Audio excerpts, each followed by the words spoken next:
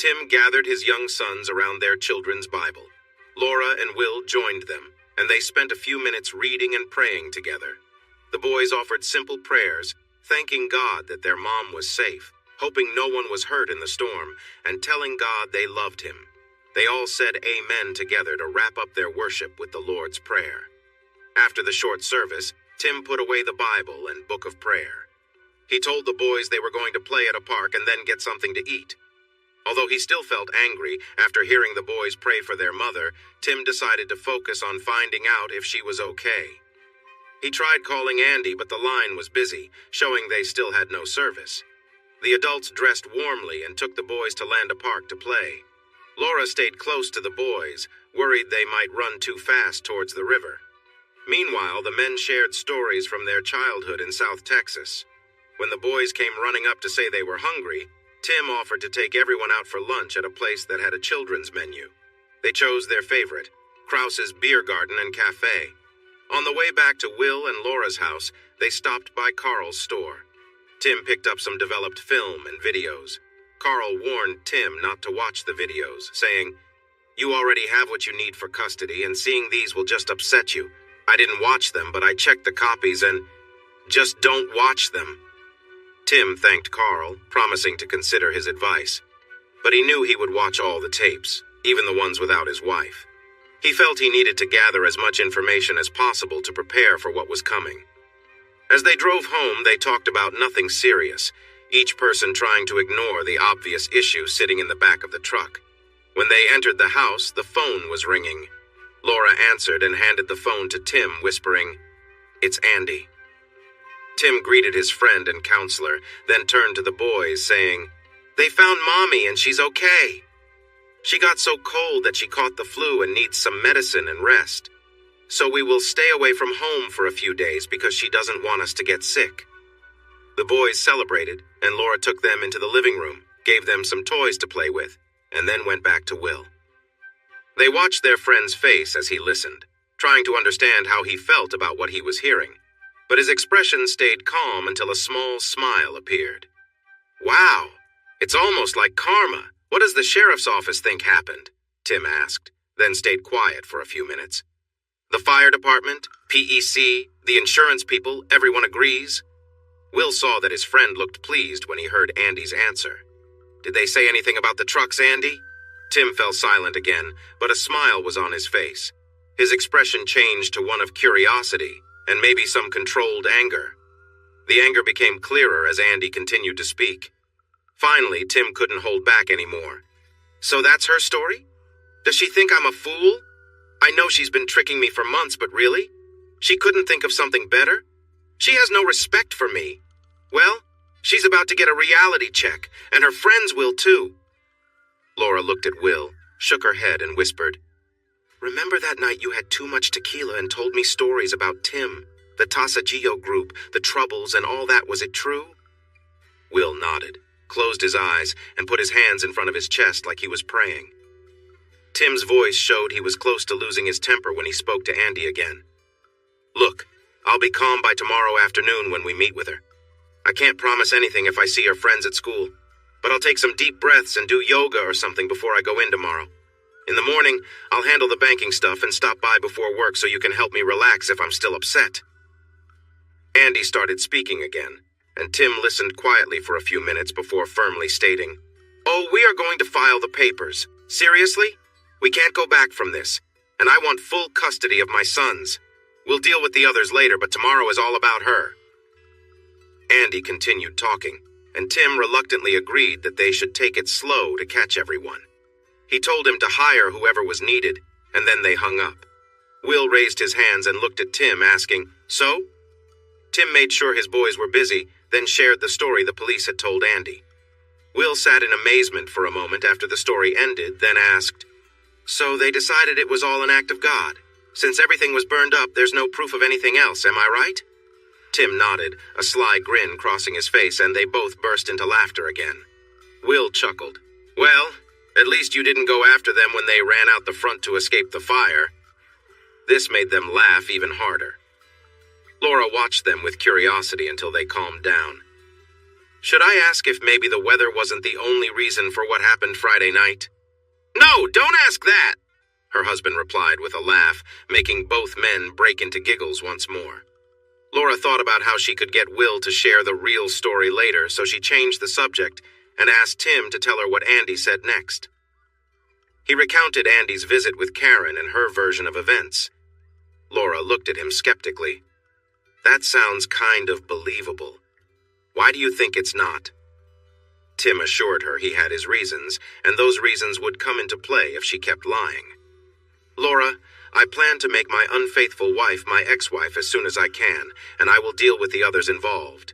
Just be patient, and I'll keep you both in the loop.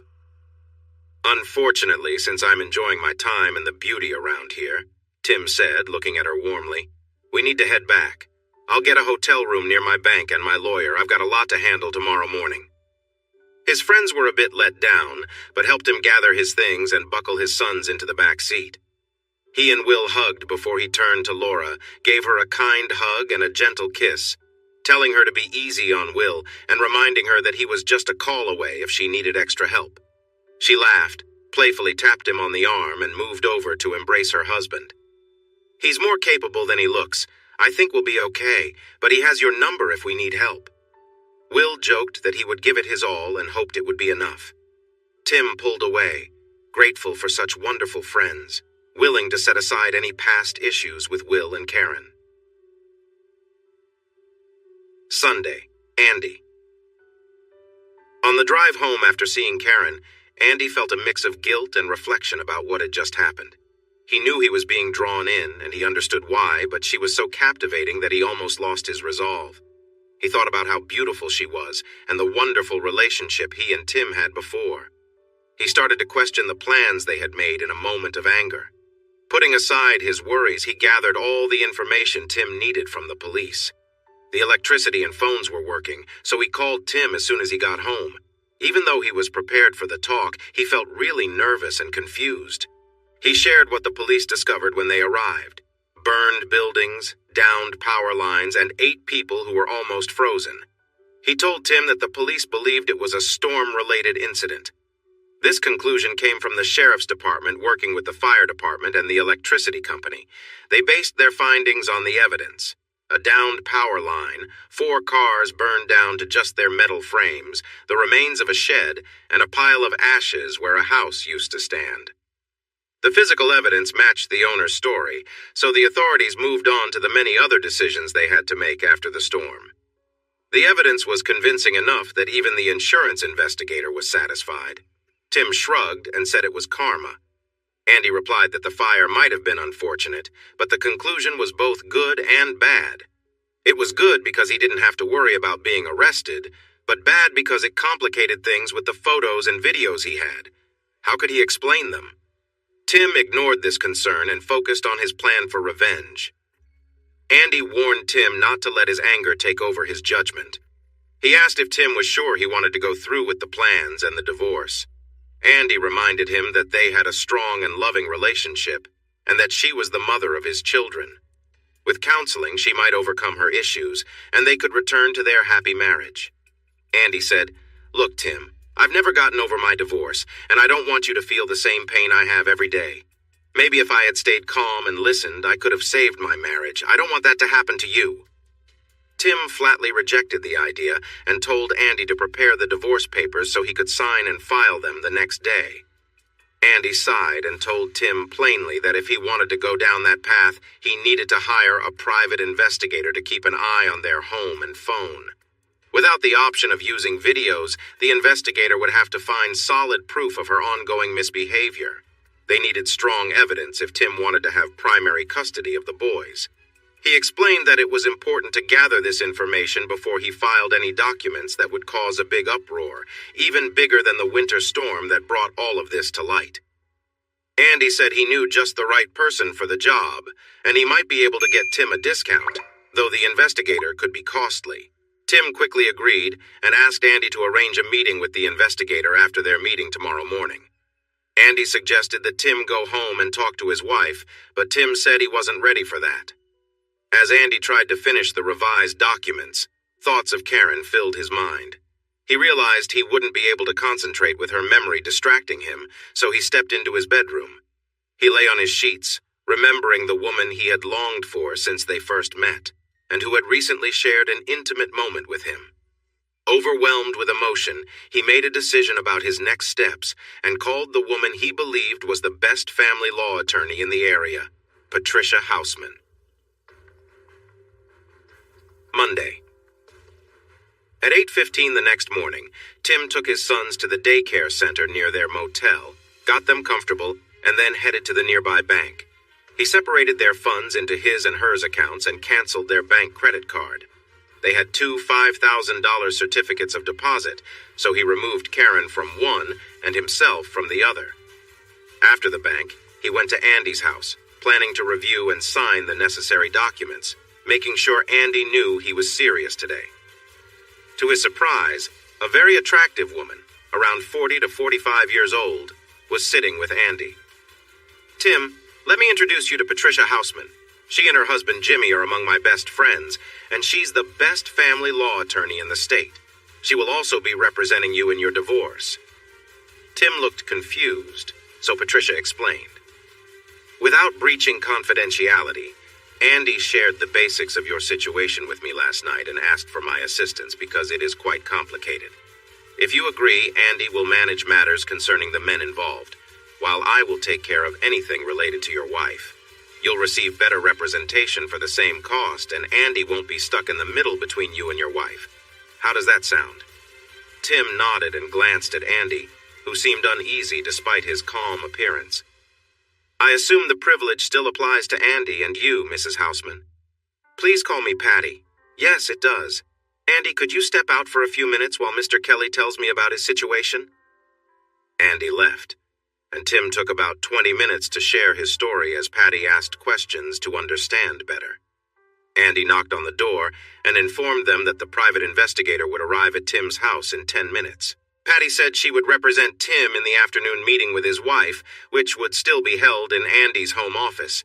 Tim thanked her for joining my team and turned to Andy. "I could see she had an effect on you when you called yesterday. I need to ask, do I need to add your name to the list?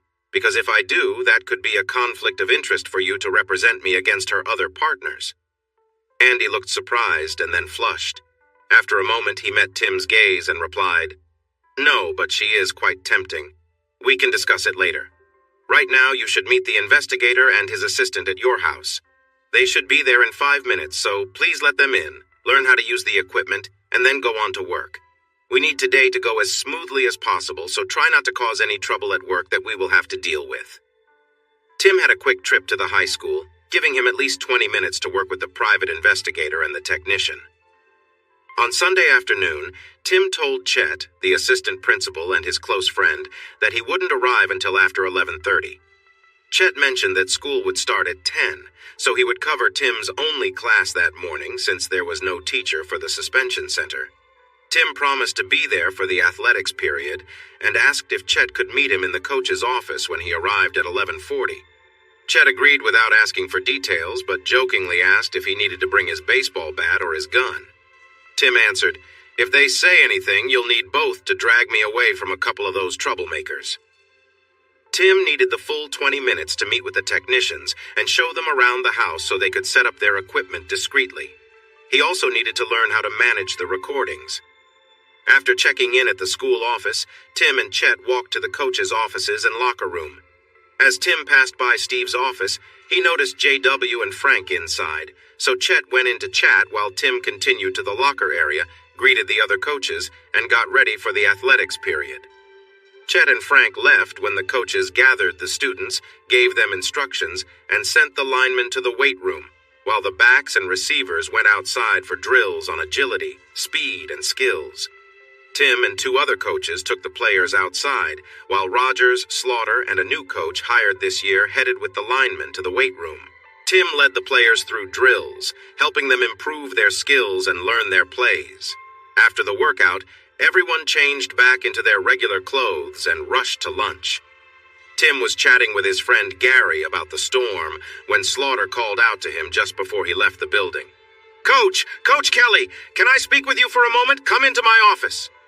Tim told Gary, Please hurry and tell Chet to come back here quickly." Gary ran off, and Tim walked into Slaughter's office. Inside were Robertson and Hughes. Slaughter pointed to a chair, but Tim chose to sit on the couch instead.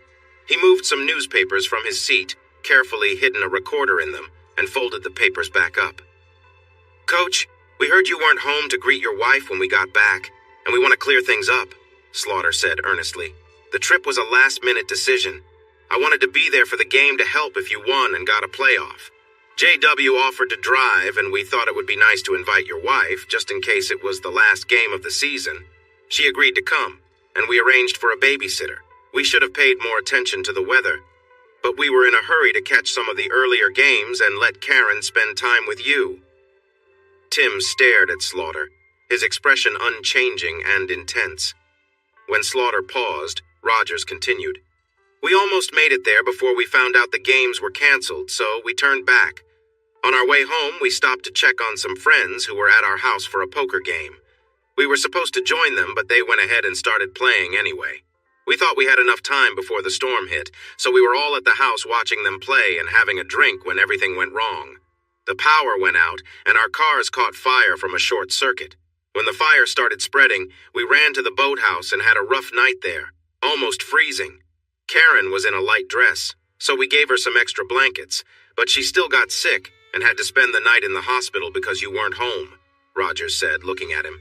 Hughes added, "Tim, I have great respect for your wife. She's the best teacher I know. You have to believe us. Nothing wrong happened between her and us. It was all innocent."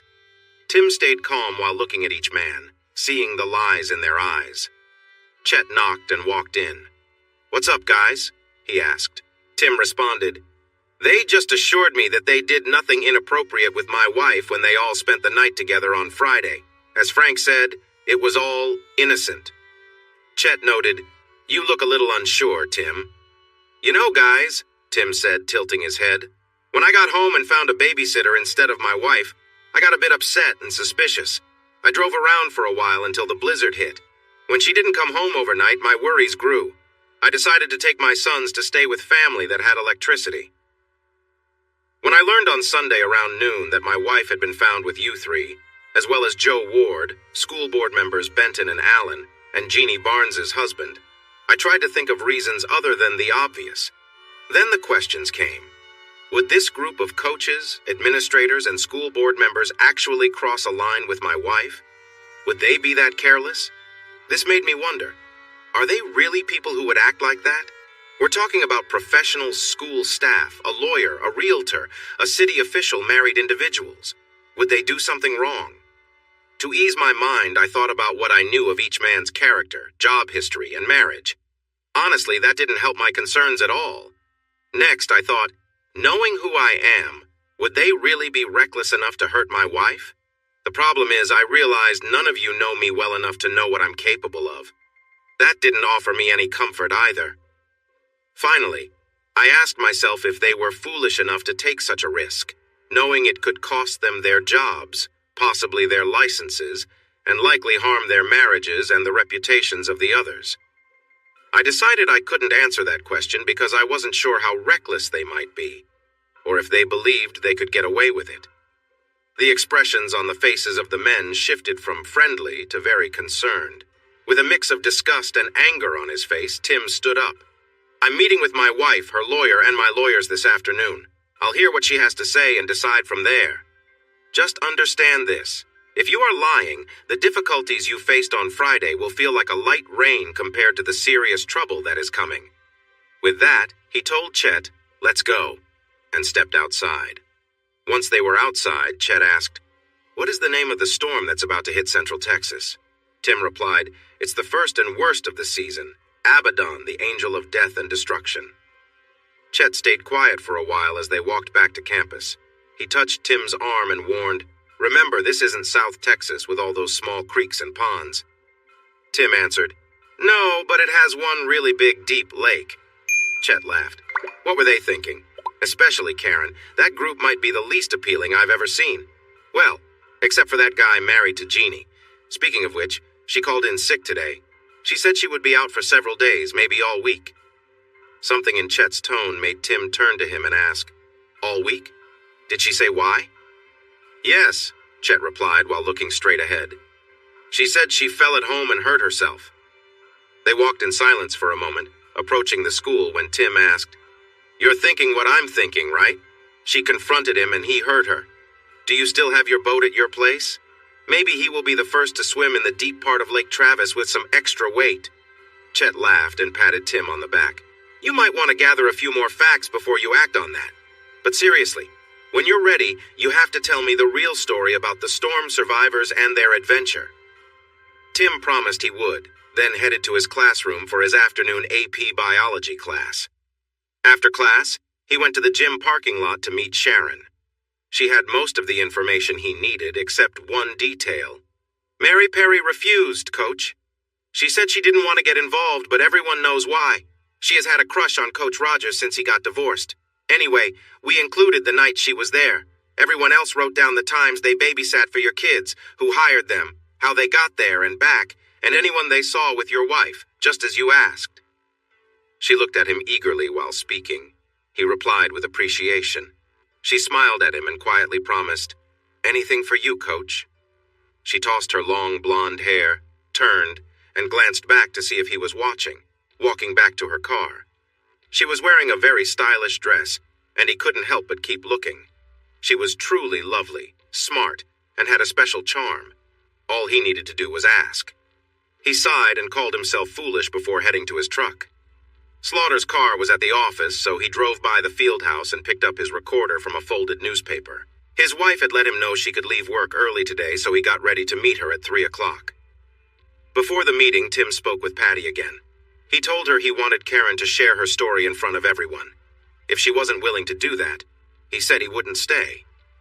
When Patty gave him the name of Karen's lawyer, he asked her to have the lawyer confirm Karen's side of the story, if possible.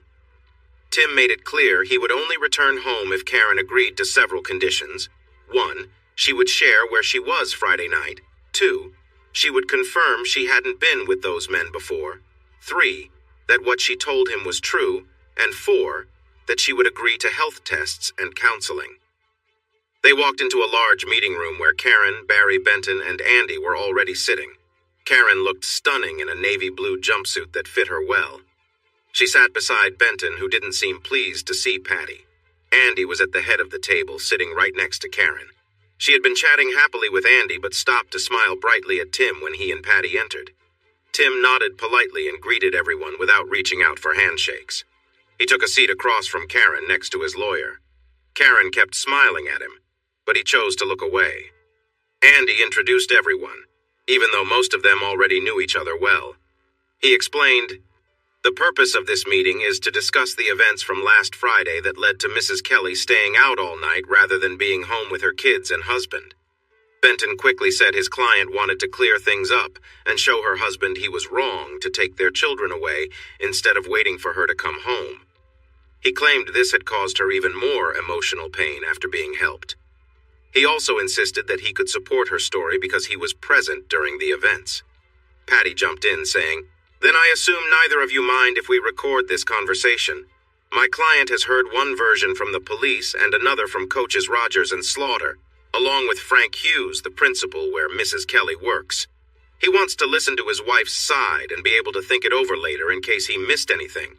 So he would like this meeting to be recorded. I hope there are no objections." Benton frowned and began to speak. "I have not had enough time to review." But Karen interrupted him. "Of course we don't mind. The truth doesn't need to hide." Andy looked uncomfortable and Benton appeared uneasy. Patty quickly thanked everyone and started the tape recorder, noting the names of those present and that everything said would be considered on the record for legal reasons. She settled back in her chair, asked each person to introduce themselves, and said to Karen, "Please go ahead." Tim interrupted, saying, "This is Tim Kelly. Karen, as I mentioned in the note I left, I need to know certain things, and I want you to tell me the truth, all of it. You have one chance to do this. Do you understand?" Karen replied, "Oh yes, that is clear, and don't worry, I really want to explain everything so you can see how you overreacted." Patty stated, "The previous speaker was Karen Kelly for the record." Andy looked increasingly worried, and he silently urged Tim to be cautious. Tim finally spoke again. Tim Kelly again. Karen, you don't know what I know. Before you start, understand that I know more than you realize. If you say something I know is untrue, I will seek a divorce and for temporary custody of our children. This is your only chance. Karen hesitated, glancing at Benton. He nodded, seeming to reassure her. Tim, But Patty interrupted. This is Karen Kelly speaking. Mrs. Kelly, you may begin. Karen started again. Tim, it was just bad luck. JW and Steve invited me to your game. I called Sharon to babysit, and then... As she repeated the same story she told others, Tim focused on her, searching for any sign of honesty. Unfortunately, he found nothing. When she talked about being helped, Tim looked at Andy, who was sinking in his chair. Karen finished.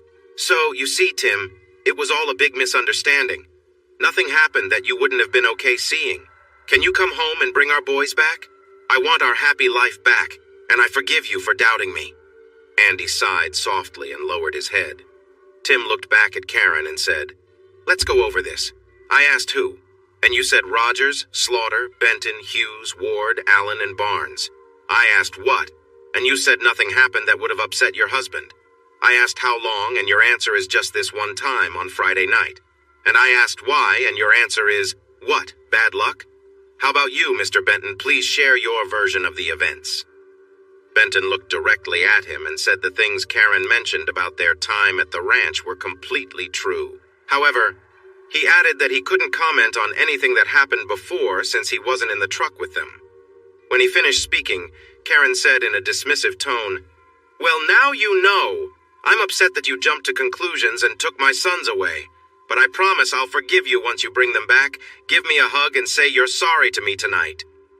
Tim looked at Benton, then at Andy, and finally at Karen with a stern expression before responding to her request. Karen, we won't be coming home tonight or any other night.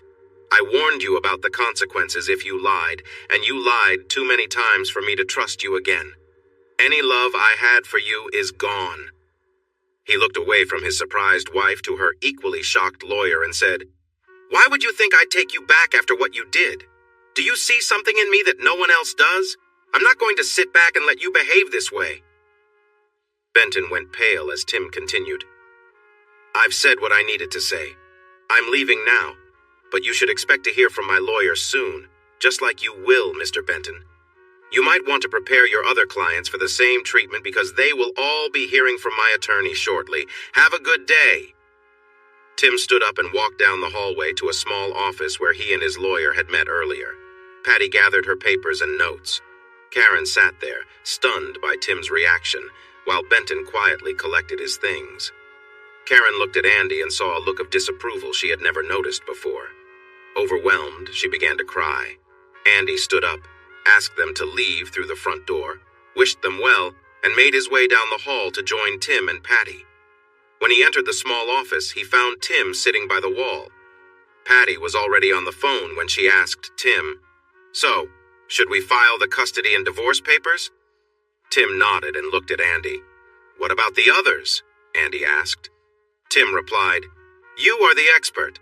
As I mentioned, gaining custody of the boys is our main goal. Getting rid of the situation is urgent, and dealing with those involved is a longer-term plan. So what do you think? Now or later? Andy had some news for him. Somehow, my friend who is the president of the school board found out about the events from Friday night and had the board secretary add 2 items to the agenda for the Thursday meeting. They seem to be acting pretty normal, but if we're ready by Thursday, he plans to put all the school staff involved on leave and take action against the 2 board members. He has the board's lawyer looking into how to remove them if they don't step down. With that in mind, I suggest we wait until Friday to make our move. Tim shared half of the babysitter statements with each lawyer, mentioning that one girl wouldn't give her account. He said, This shows it has been happening every week since just after Christmas. I'm really angry and want to make them pay, but I'll settle for making sure they can't work in education anymore. None of these people should be around kids, and I learned today that Larry's wife took the week off because she fell and hurt herself at home. We both know what really happened. I'm going to talk to her before picking up the boys, and if he did what I think he did. My husband is a good lawyer and helps people who have been mistreated, Patty added. If he did hurt her, have her reach out to him. He will make sure she is safe and will make him pay for a long time. Here's his card." Andy stood up along with Tim, placed a hand on his shoulder and said, "You were right.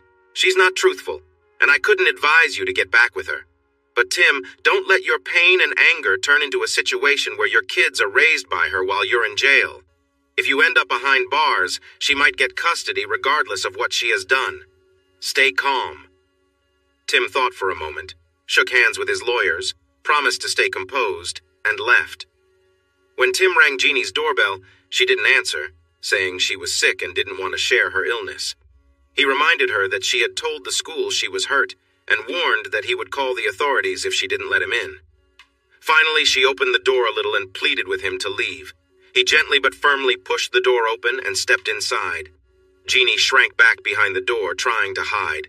Tim felt a rush of anger when he saw that her left cheek was swollen and bruised and her eye nearly shut. He noticed other bruises on her arms and saw that she was holding her side. "That man! I can't believe him!" Tim exclaimed angrily. Jeannie quickly closed the door and said, "Please, Tim, he just lost his temper. He promised he won't do it again." "And is this the first time he's made that promise, Jeannie?" Tim asked in disbelief. Jeannie looked down and he knew the answer. "Jeannie, people don't change easily. He is hurting you, and he won't stop until he causes serious harm. You need to let someone help you, and I know the right person. Jimmy Houseman is waiting for your call. I'll dial his number. You need to tell him you want his help, and then you will share what happened. After that, I'll make sure you are safe until your lawyer can take over." Jeannie looked scared and ashamed as she shook her head. "Please, Jeannie, don't do that," Tim urged her. "Do you want to end up hurt? Do you want to live without friends or family? You have to stand up for yourself now. I'm calling, and you're going to speak." Though still upset, Jeannie took the phone when Tim gave it to her. She listened for a while, then said yes and told her attorney her story through tears. Tim felt sorry for her as she explained how worried she was when he was away from Friday to Sunday and how she confronted him when he came back, only for him to hurt her badly. Tim's pity turned to anger at the man who had treated her so cruelly, and he made a promise to himself that this man would feel the pain Jeannie had endured. After the call, Tim helped her pack a small bag and gently assisted her into his truck. He drove her to the Houseman home, where she would stay until they could file charges and get a protection order. During the drive, she hesitated. Larry was upset because I didn't believe his story about playing poker and getting stuck somewhere. I knew he was really angry because his favorite car was damaged. I told him that I had never seen him play poker and that he often made fun of people who did.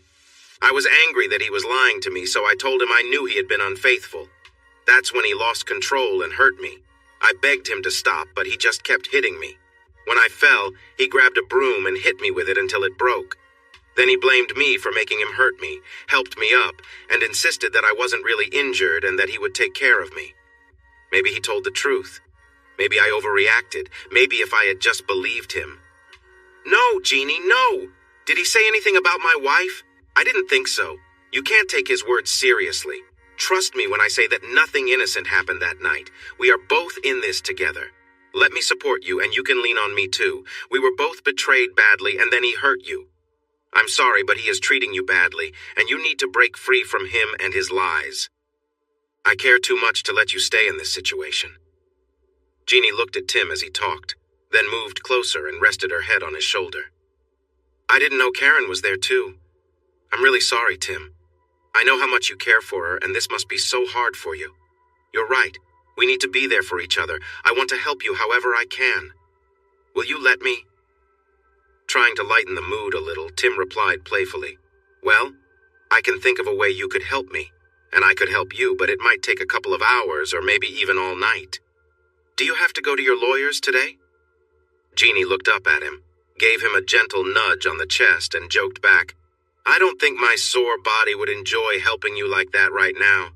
Maybe we should wait for our first time until things are less intense and I'm feeling better, okay?" Tim tilted his head to look at her closely, but she lowered hers to hide how she felt. "Jeannie, even with the bruises, your beauty shines through. I really miss seeing both of your lovely blue eyes." She smiled and tapped his chest again, this time playfully. Tim added, "The main thing I got from what you said is that you mentioned our first time." As long as you promise me there will be one in the future, I'll gladly wait." With her head still down, she mumbled something. Tim asked her to say it again. Keeping her eyes away from his, she lifted her head slightly and said, "I'll happily wait longer if you promise it will happen as soon as I'm feeling better." Her response surprised him. Despite their many talks, she had never shown any signs of wanting to take their friendship further. She seemed too dedicated to her marriage for any flirty exchanges. Yet her reply showed she had been thinking about it for a while. "That's the easiest promise I'll ever make, sweet Jeannie. Please get better soon, okay?" When they arrived at the houseman's home, Tim parked his truck and helped Jeannie with her bags. After being introduced to Patty's husband, the men were asked to wait while Patty took Jeannie to her room. Jimmy shook his head, took Tim's hand in a firm grip, and said, "Man, I'm really sorry. Since our situations are connected, Patty shared just enough about what happened to get me ready. She was the one who pushed me to take Jeannie's case and wanted your friend to stay here to keep her safe." He chuckled, let go of Tim's hand, and with a sly smile said, "Got a 20? From what I just saw, you might want me on call. I'm also a lawyer." Tim pulled out a $20 bill, handed it to Jimmy, and asked, "Where do I sign?" Jimmy laughed again and took him to their nice home office. He pulled out a document, filled in the important details, and gave it to Tim to sign. After Tim signed, Jimmy said, "Now you have a team of 2 men and 1 woman in place. I have a feeling you'll need all of us before this is over." Tim met his gaze with a serious look that showed Jimmy his deep anger. He said, "I have never let anyone disrespect me without making sure I get my respect back. I don't let anyone harm a friend without making the person who did it pay. My friends will tell you I'm a great friend, but a strong opponent. Let me make this clear. I see my wife and those men involved as my opponents, and Larry Barnes is at the top of my list. You know I was there, taking pictures and gathering evidence, but you don't know that I was well prepared or that I thought about taking stronger actions against them. Andy doesn't want me to use the pictures or tapes because it would show I was there, and the sheriff would want to look into the fire again. Let me warn you now, Jimmy. I will use the evidence I have if it helps me get full custody of my sons and make sure those people face the consequences. I will not let someone who disrespects others raise my children, and I won't allow them to get away with it. So be ready if that happens. I'll need your help, and if Jeannie's husband raises a hand to her again, I will need your help even sooner." Patty and Jeannie were standing just outside the door, listening. Jimmy noticed them, invited them in, shared that Tim was now his client too, and asked, "How much did you hear?" Patty replied, "We arrived when Tim started talking about not allowing anyone to disrespect him, so quite a lot." She turned to Tim and said, "I think we need to get Andy over here with the evidence you have. I know you have a private investigator working on the case, and you have some hidden cameras, but those can wait. Jimmy, call Andy. I'll order pizza if everyone tells me what they want, and we can start tonight." Tim said he would love to get started, but he needed to go pick up his sons. Patty insisted they should also stay at their home and offered 2 extra bedrooms for them. Tim agreed to cancel their room and went to pick up his sons. When he came back with his excited boys and all their things, Patty, Jimmy, and Jeannie showered them with attention. They made sure the boys had their favorite pizza, filled their milk glasses, and listened carefully to their stories about making new friends at daycare. When the boys noticed Jeannie's scrapes, she said she had fallen and hoped she didn't look too scary. The boys quickly hugged her and comforted her. Baby Mark promised to help with her scrapes because he wanted to be a doctor when he grew up, and his dad got him a doctor kit. He stayed close to Jeannie while Patrick entertained Jimmy and Patty. As the pizza and their busy day caught up with the boys, Tim gave them baths and got them ready for bed. After saying their prayers, he told them a story about brave knights, fierce dragons, and fair maidens, and soon they fell asleep. When he returned to the office, the others were discussing plans and options. Tim pulled out a tape recorder and another cassette tape from his briefcase. Andy was there with the audio and video recordings from the ranch before the fire. Andy greeted him, and the ladies asked if the boys were sleeping. Jimmy suggested they move to the den, where he had a big TV. Jimmy put in the video labeled KK, but Tim suggested they listen to the tape from the coaches' meeting that day. He wanted to hear how they responded to his comments before he left. The first 10 minutes showed his conversation with them, but it became more interesting after he and Chet exited. JW started to complain, saying, "That guy knows something. How could he?" Frank spoke up, saying, "I'm not so sure. He said he would listen to what she had to say. As long as we stick to our story, we should be fine." Steve told JW, "Call your brother and find out what he knows about Tim. We might be dealing with someone more dangerous than we expected, if he caused the fire." JW glanced at his watch and called his brother's office at a small but wealthy school in South Texas. "Tommy, I'm glad you're at your office and not off somewhere else. We have you on speaker, is that okay? Steve and Frank are with me." "Hello, guys. Are you hanging out and getting into trouble with my brother?" Tommy replied. Steve said, "Actually, that's why we're calling. Do you have a coach on your staff who grew up with Tim Kelly? We might have a problem." "I do, and he's right here," Tommy answered. "JW, Frank, Steve, this is Carlos. We're on speaker now. It's just the two of us here." "Carlos, great to hear you," JW said loudly. "Wow, JW, you're still around?" "I thought a mad husband or father would have taken care of you by now," Carlos said cheerfully. "You know, like the one down here tried to do." "That was just a mistake, He-Man. She told me they were separated," JW responded. Steve jumped in. "Carlos, let me share a story and then ask you something, okay?" When Carlos nodded, Steve told his story, making sure to highlight the two explosions, the live wire, and the fire that followed. "Tell me, Carlos, does that sound like your man Kelly? You mentioned the back of the house caught fire, right? That sounds like something he would be known for, but it wasn't him." "How can you be sure?" JW asked. "Because you're still here. When Tim Kelly causes a fire, he usually goes after whoever comes out the front door or window. At least that's what my family back home says. The authorities claimed improperly stored fuel caused the fire, and the people living there moved back to Mexico. Of course, no one looked too hard for them because they were rumored to be involved with drugs. Everyone knew they were bad news, having hurt the sister of his friend and other girls too, so they just thought it was good to see them go. No bodies were ever found, so who knows? As we say around here, who knows?" "Well, Carlos, I'm not feeling much better," Steve replied. "When did this happen?" "It was when he was a sophomore or junior in college, I believe. He came home from a game and found out what happened to those girls. That's when the gang formed and things started changing for the worse for bad people. The police seemed happy. Bad guys ended up hurt and then vanished, or they just disappeared. Meanwhile, girls stopped going missing. Bad drugs were no longer being sold, and shopkeepers didn't have to pay extra fees to feel safe.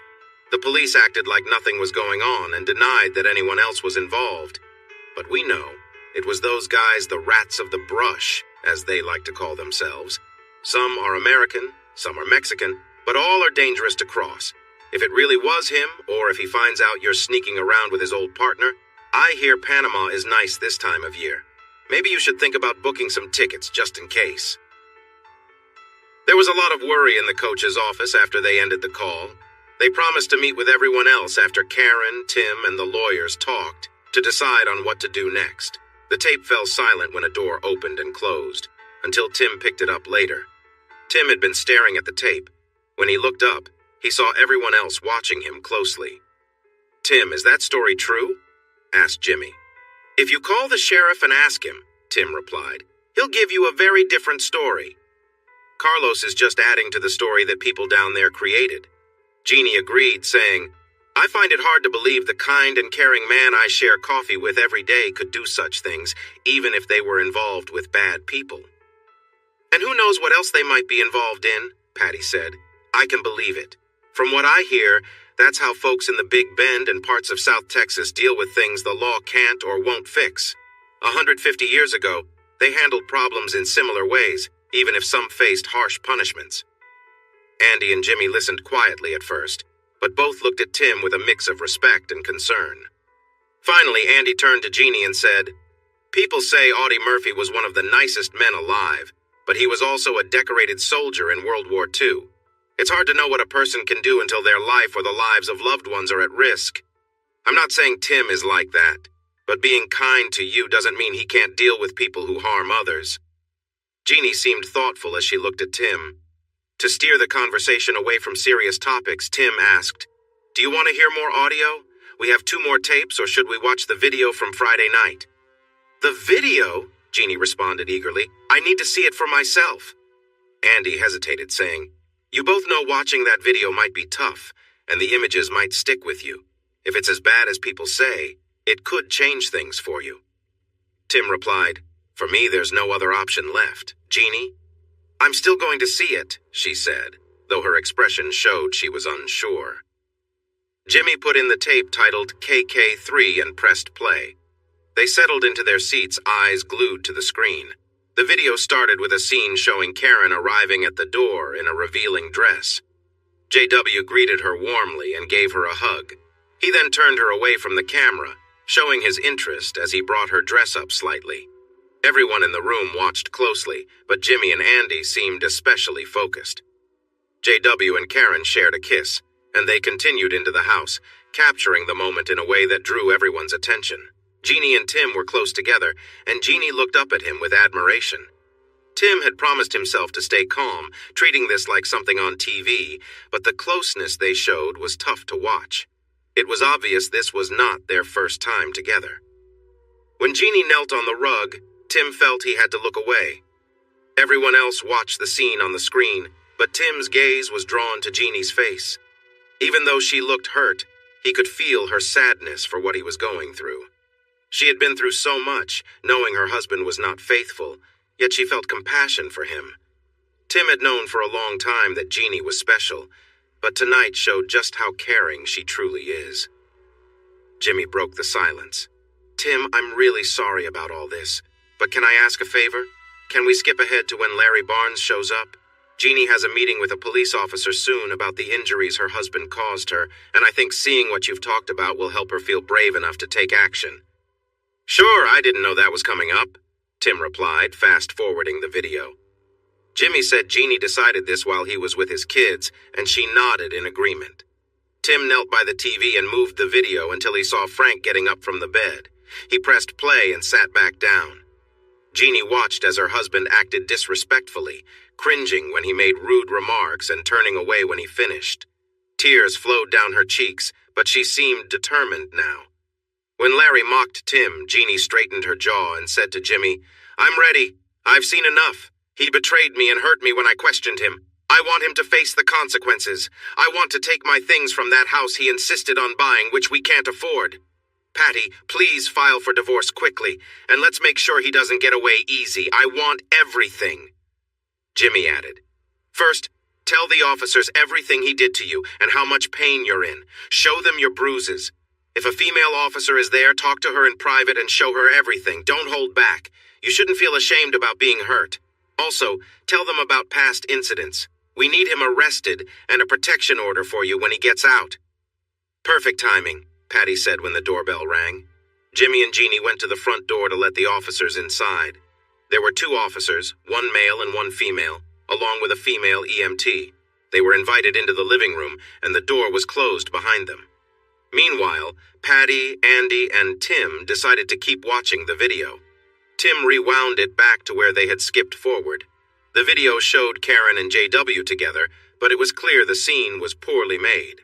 The lighting was bad, the audio was unclear, and the video quality was low, even for an amateur production. The actors didn't seem too invested, and the whole thing felt very staged and awkward. Karen didn't appear to be enjoying herself, and the scene lacked any genuine emotion. When the scene ended, Karen got up and thanked the others for participating. She then walked toward the bedroom, smiling briefly at the camera before disappearing through the doorway.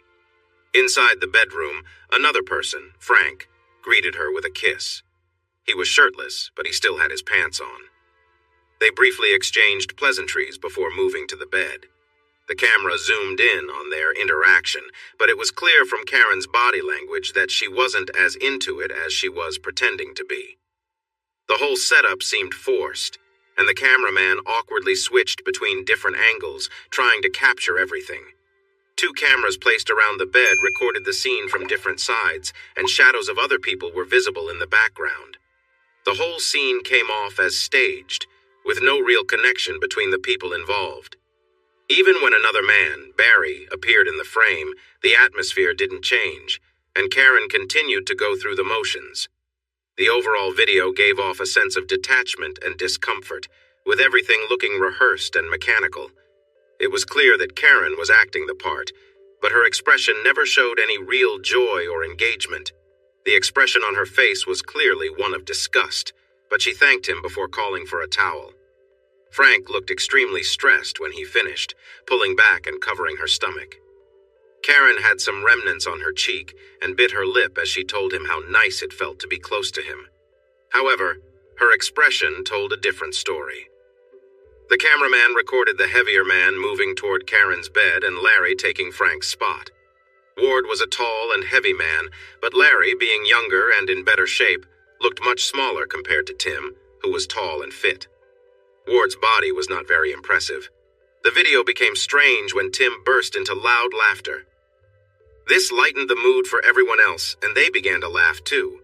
Once he calmed down, he said, "All I can say is, I must be the worst partner ever for Karen to turn to these less appealing guys for attention.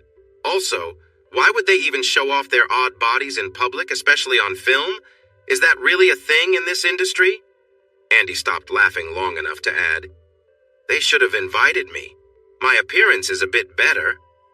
Patty was in a giggling fit and managed to say, "You both would need to show me, but my husband looks like a movie star next to those guys." Tim and Andy exchanged playful glances, stood up and walked over to Patty. "You said we would need to show you. Well, here we are. Why don't you check for yourself?" Andy teased. Patty paused her laughter, looked at them in disbelief, then glanced at the door before looking back. "Really? With 2 officers, a paramedic, and my husband here, you want me to check you out?" Tim replied, "Actually, you mentioned we would need to prove it to you, so here we are. Are you going to ask or just sit there?" The attractive attorney considered the 2 men, bit her lip, looked nervously at the door, and then back at them. After a moment, she said, "Thanks, but no thanks. I'll just take your word for it. After all, it doesn't take much for more." Tim, Patty, and Andy continued laughing while the video played until the door opened. Jimmy walked in and said, "The paramedic is worried about Jeannie's eye socket, and she wants to get some X-rays of her body. Patty, it might be a good idea for you to go with them to the hospital and bring her back if she's okay to leave." Patty grabbed her purse and coat, asking, "How is she?" "She was very brave," he replied. She was clearly a woman who had suffered greatly, but she stood tall and shared in detail the painful experience she went through on Saturday and a few other times. She also spoke about the mental and emotional hurt her husband had caused her over their 2 years of marriage. I felt like crying for her more than once, but she stayed strong and told her story clearly. She is much tougher than she appears, and even tougher than she believes she is. Tim grabbed his jacket and declared, "I'm going with you." But the 3 lawyers explained why that might not be wise. He nodded and told Patty to let Jeannie know he was on her side and to be brave. She nodded back and left. Jimmy looked tired. He suggested they watch more footage tomorrow when they would feel more awake, and Andy agreed. Tim said, "I'll watch more now, I can't sleep anyway. Will I see you both here tomorrow?" They decided to meet for dinner, get the kids settled for the night, and then discuss their plans. Tuesday was mostly quiet. Even gym class was calm, although Tim noticed some hard looks being aimed at him from JW and Steve when they thought he wasn't watching. Maybe Chet being around encouraged them to behave. Tim had already changed into his gym clothes before coming over to avoid entering the office. He felt the need for a showdown, but so far he kept his cool. Chet walked alongside Tim as they headed toward campus. "I heard you were unsure about Karen's story. I also heard you helped Jeannie escape from her tough situation and got her the help she needed." Tim agreed that was true, but credited the Housemans for encouraging her to seek help. "Interesting point of view, Tim. You know, Jimmy and I were fraternity brothers, and I introduced him to Patricia. Let's just say their story is not quite the same as yours." "What happened to client-attorney confidentiality?" Tim replied with a smile, and Chet said, "Sometimes a friend's concern comes first." Just before they got to the building, Chet paused and quietly told Tim that on Monday afternoon, the president of the school board had updated the agenda for the next meeting to include a closed session about an allegation involving the Educator Code of Conduct. After lunch, he was tasked with informing Frank Hughes, Steve Slaughter, and John William Rogers that they needed to be at the meeting and could bring their lawyer or representative. Joe Ward had been informed by the board president about an hour earlier. I thought you'd want to know, in case you want to stay away from them until after Thursday's meeting. They'll probably look to blame you rather than take responsibility. And yes, you can thank the principal for me being in gym class today and the rest of the week. I asked, and he insisted. It seems he has more connections than we realized. Tim, known for his short teaching stints, was well liked by everyone. Instead of enjoying lunch, he quickly ate a sandwich while driving to change some audio tapes at his old house. After that, he rushed back to school, taught his afternoon classes, led a brief meeting for the science team, and then hurried to pick up his sons. Following Patty's advice, his boys were at a nearby daycare in their gated neighborhood. The manager had clear instructions to let the boys go only with Tim.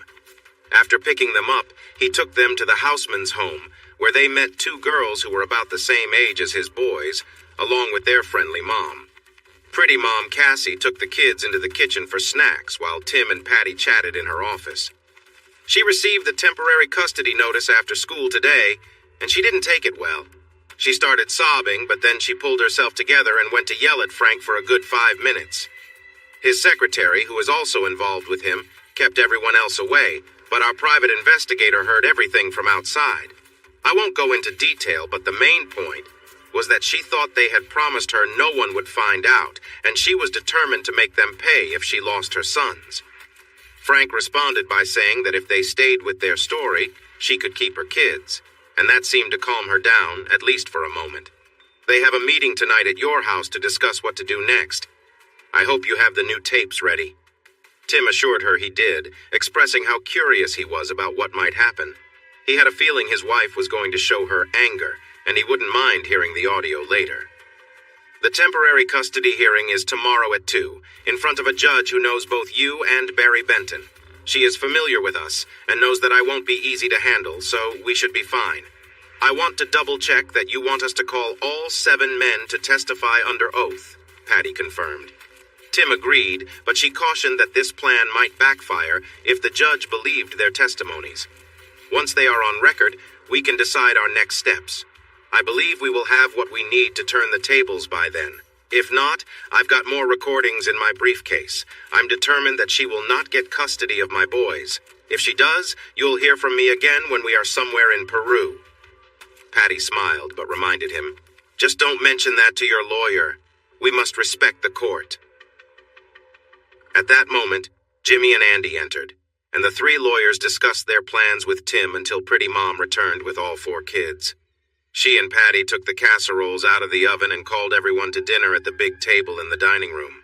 The table was almost completely filled with vegetables, salads, casserole dishes, desserts, and drinks. Before they sat down, one of the young girls ran to the back and returned with a man Tim didn't recognize and Aunt Jeannie. She looked rough with a swollen face, stitches on her lip, and a big bandage over her left eye. Still, he noticed that some of the swelling had gone down and the bruising was changing color, which were good signs. The other 3 kids ran to her. She knelt down, grimacing from the pain of kneeling and again from the hugs she received from the children. Despite that, she managed to smile on one side of her face, which wasn't as swollen. After the hugs, she was led to the table by little Mark, who wanted her to sit next to him. Everyone else took their seats, leaving just one empty chair beside Pretty Mommy Cassie. That chair was quickly filled by the stranger, handsome Dad Eric, who was welcomed with kisses from his wife and daughters. The conversation was friendly and the meal was delicious. After French silk pie for dessert, everyone took their dirty dishes to the sink, where Patty rinsed them and Cassie loaded them into the dishwasher. The men went to the living room, and Jeannie took the kids into the extra bedroom that had been turned into a playroom. They seemed to forget about her injuries, showing how children often see past appearances and recognize kindness. Eric shared with Tim that he had been the doctor on call when they brought Jeannie into the hospital. It had been lucky he was working that day, but Jimmy had called the hospital to check on her, passing on the details Eric needed to help Jeannie get care and support. The mood shifted as Eric explained that Jeannie had 2 broken ribs and a small fracture in her eye socket, along with a mild concussion, bruised kidneys, and evidence of an old rib injury from a previous incident. Eric had provided this information to the police, who Jimmy told them had arrested Larry Barnes at his home within an hour of leaving here. He was released on bail a few hours later, but not before he was ordered to stay 1,000 feet away from his home and from Jeannie at all times to avoid jail without bail until his trial. The police officer who delivered the order called Jimmy to say Larry was quite upset about the charges and the order and that he doubted he would follow it. He mentioned that a police car would check on the house every day, but they couldn't promise her safety. It might be best for her to find a safe place to hide for a few weeks. Everyone in the room noticed how Tim's mood changed as the conversation went on. When he heard that Larry might not follow the rules, there was an unsettling look on his face.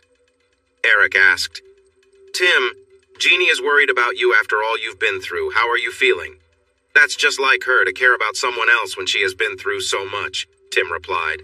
"I'm doing okay, or at least as well as can be expected right now. She needs to focus on getting better and getting away from that guy for good.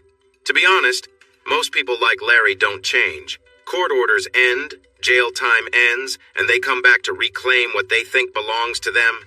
Unless he's gone for good, I don't know if Jeannie will ever feel safe." "Tim, you have to trust the system," Jimmy urged. "We have no proof that he will come looking for her, or that he will harm her if he does. The police are on high alert, and we will keep her safe until this is sorted out. Hopefully, once we're done with him, he'll run back home, and Jeannie will never hear from him again." "That's possible, but my fear is that he might cause serious harm before the system gets around to handling him." Tim paused, looked at Jimmy, and asked, "Let's get straight to it. Do you have any weapons here?"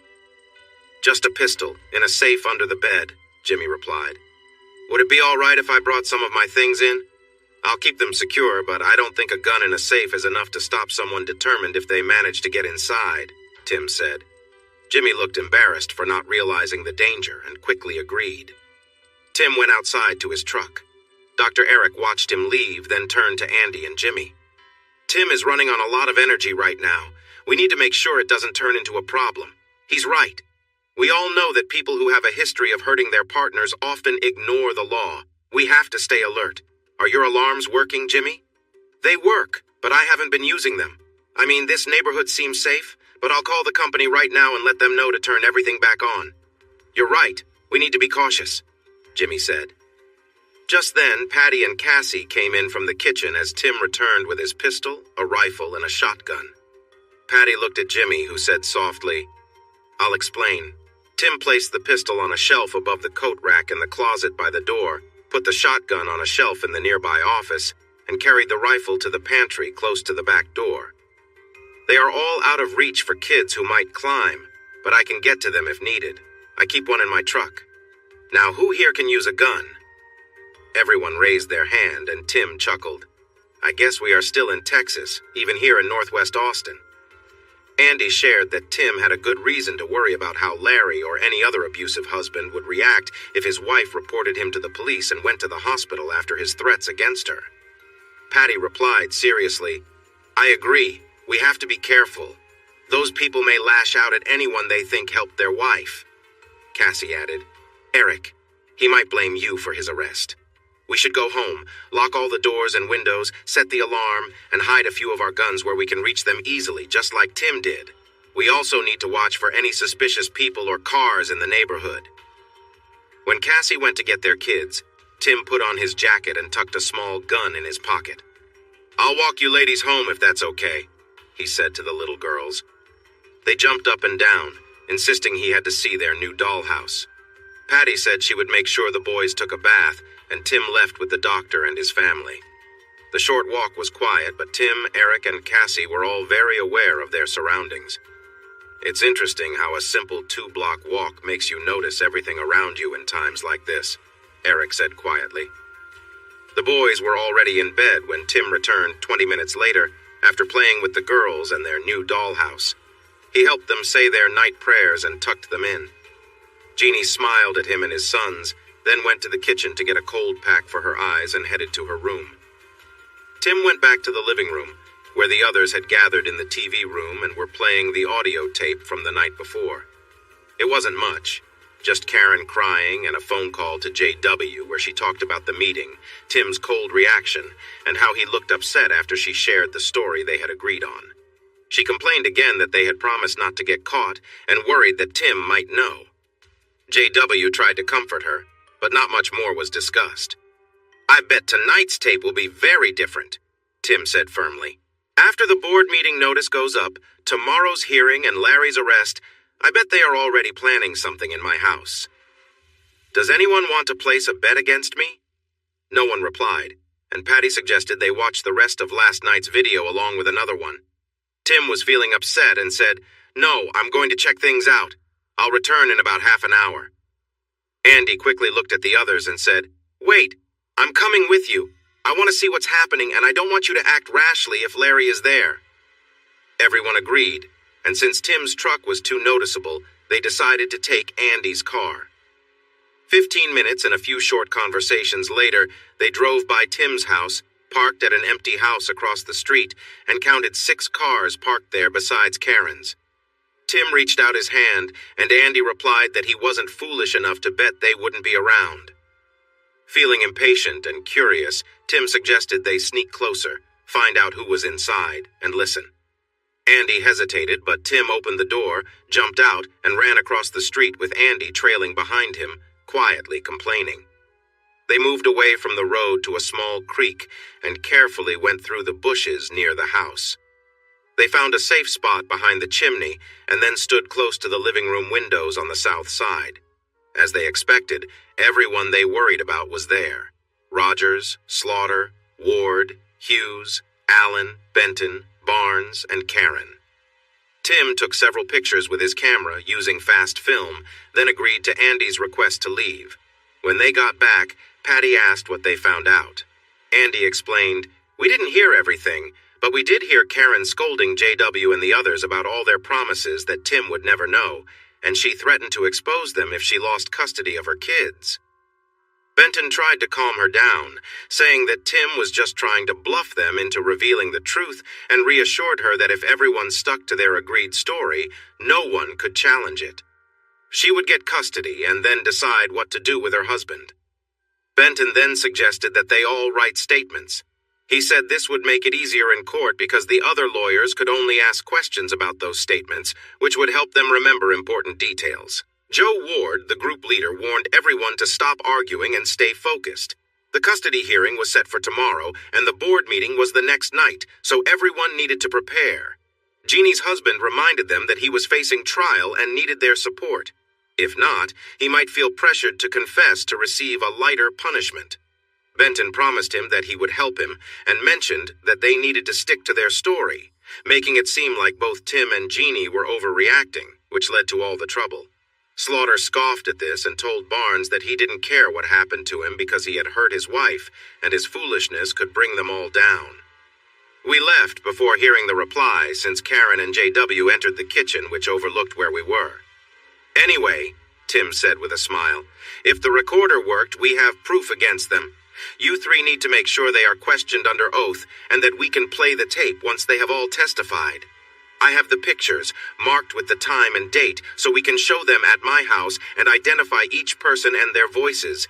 If we do that, they are in trouble." No one noticed Jeannie standing in the kitchen doorway.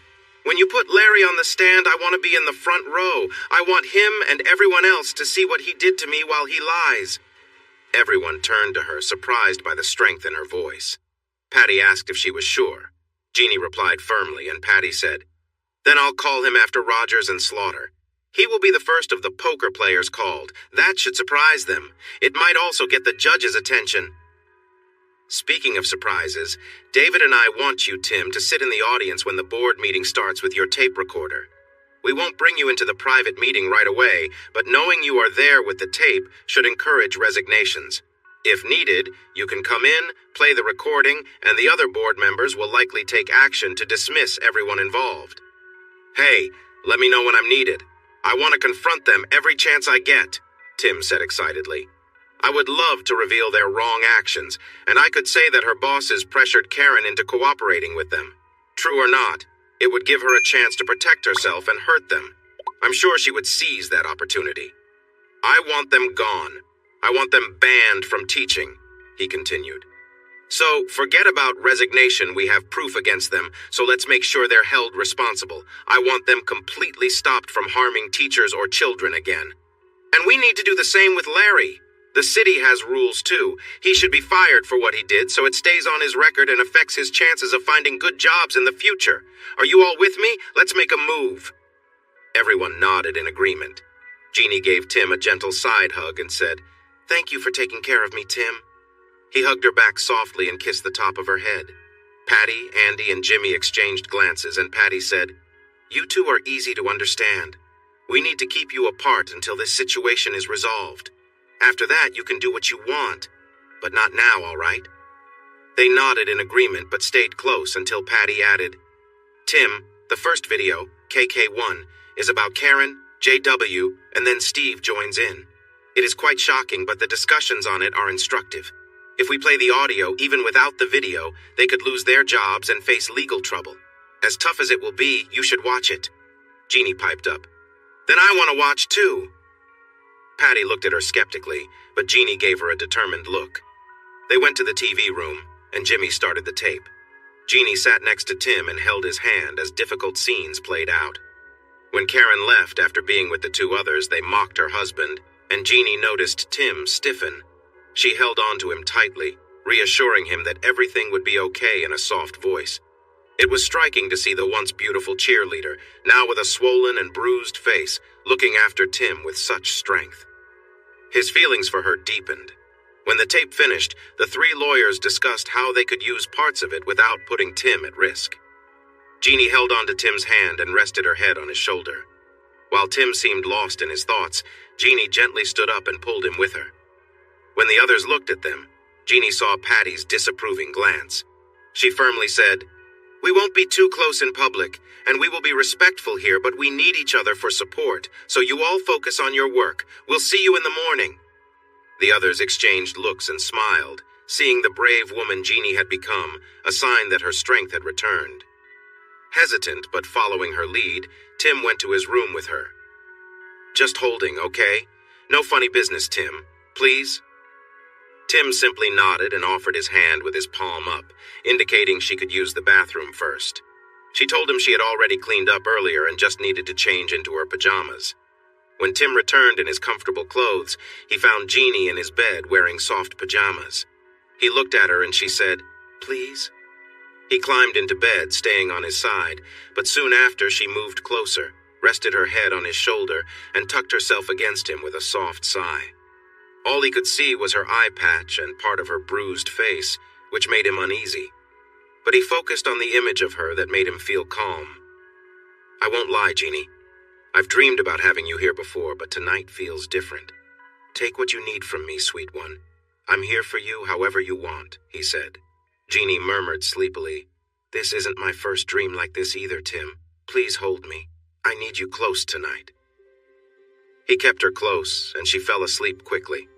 He stayed awake longer, thinking about his plans for Wednesday and the wonderful person next to him before he kissed her hair gently. Tim woke up at 5:30 and found Jeannie asleep beside him. He was on his back, and she was turned towards him, resting comfortably against him. Although he felt a strong urge to pull her closer, he chose to be respectful and carefully moved away, leaving her asleep on her uninjured side. Tim quietly left the room, went through his morning routine, got dressed, and prepared for his boys before they rushed in to find him. He turned on cartoons in the living room, made breakfast, and served them green eggs and ham with toast. After getting them bundled up for the chilly morning, they headed out to the truck. Patty appeared in a light robe, reminding him to grab the tapes from the house and listen to them when he could, so she could update the presentation based on their content. She also mentioned he needed to be at the family courtroom in Georgetown by 1 for a 2 p.m. hearing, and she would like to hear the tapes as well. Tim gave her a playful wink and said she could be in his next project any time. She blushed and tightened her robe, making him laugh at her reaction. He assured her he would be on time and took his boys to the truck. After teaching his first 2 classes, Tim stopped by the principal's office to remind Mr. Jones he was taking the rest of the day off. The older man looked up, gave him a concerned expression, and said, "Good luck, son," before returning to his paperwork. Next, Tim visited Chet in his office, closing the door behind him. "What are you hearing?" he asked. "Not much, actually," Chet replied. "There isn't any gossip about your wife and the recent trouble or mentions of the board meeting agenda. In fact, only one person, the curriculum director, has brought it up. I told her that I wasn't in a position to understand what that meant. She replied that she didn't know either, and then asked what I was doing with her this weekend. After I got over my surprise at her asking me out, I said we could find something fun to do and asked what time I should pick her up. She laughed and said to come whenever I was ready on Friday night and to bring a toothbrush. So, even though this seems serious to you and the others, it doesn't seem to matter much to the everyday workers." With a more serious expression, Chet asked, "How are you handling things, and how is Jeannie?" "I'm okay, but she is having a tough time. I'm about to go gather some important information we need and pick up the rest of my gear. Speaking of gear, do you know where a guy could get a type of rifle that can't be traced? Something like a Remington 700 in 25, 06, or 300 mag caliber, perhaps?" After looking at Tim for a moment, Chet replied, "Actually, I do. Who wants to buy one?" Tim responded seriously, "I'm thinking about another trip to far west Texas next season, but I'd like to buy it now to get used to it first. You know, shooting across those canyons needs a good rifle." Chet nodded and smiled. "Will tomorrow be soon enough?" After leaving the high school, Tim passed the elementary school and saw Karen's car parked in her usual spot. He went straight home but noticed Benton's car in the driveway. Great! Karen was meeting with her lawyer at their house before the hearing. This was not good. He couldn't get the tapes now. Worried that he might lose custody without the tapes, he headed to the houseman's home and told Patty what was happening. She seemed less concerned, thinking the judge would agree with Tim's request based on the facts. But the final hearing would be much more challenging. Knowing where he, Karen, and her new partner would be, Tim called his private investigator and asked him to get the tapes, replacing them with new ones while everyone was at the courthouse. He assured Tim it would be done as soon as they left, and someone would bring the tapes to the courthouse. When Tim and his lawyer sat down at their table, Karen and Barry Benton were already at theirs, with some people sitting behind them, looking pleased to see Tim. The judge explained that the purpose of the hearing was to decide the best temporary care plans for the safety and well-being of two young children. She clarified that this is a legal process, but it would have less formality and fewer rules since the main focus is what is best for the children. After the opening statements, the judge asked Patty to present the case for Tim. Patty worked hard to show that Tim should have temporary custody of the two boys. She emphasized that his coaching responsibilities for the year were done, which meant he could pick them up early from daycare. She highlighted his strong parenting skills and his close bond with his sons. She argued that Karen had been a careless parent who often left her boys with young babysitters, some qualified and some not, while she spent time with other men. Patty pointed to a storm on a Friday as an example of how Karen's negligence could have left the boys without care for over 2 days if their reliable father had not returned. The judge was aware that Benton would call witnesses, as she had copies of their statements. She was surprised that Patty had taken on this case and was pushing it so hard, knowing it would be difficult to challenge the first-hand accounts that cleared the wife of any blame. Patty caught both the defense and the judge off guard with her next statement. "Your Honor, we just received and reviewed the statements from the men here in the courtroom. My client wishes to hear their accounts, as well as Mrs. Kelly's, from the stand. If they can clear up any misunderstandings he does not want to continue, I call John William Rogers as my first witness."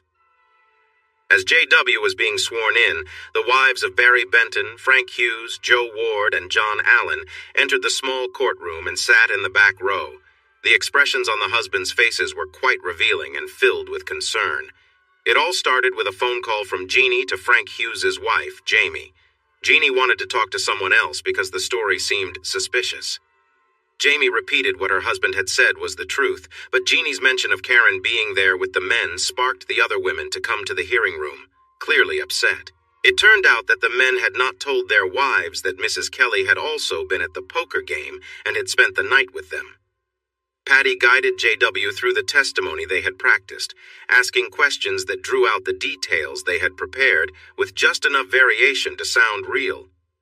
Tim listened carefully, looking interested but keeping a neutral expression. After JW, Patty called on Larry Barnes.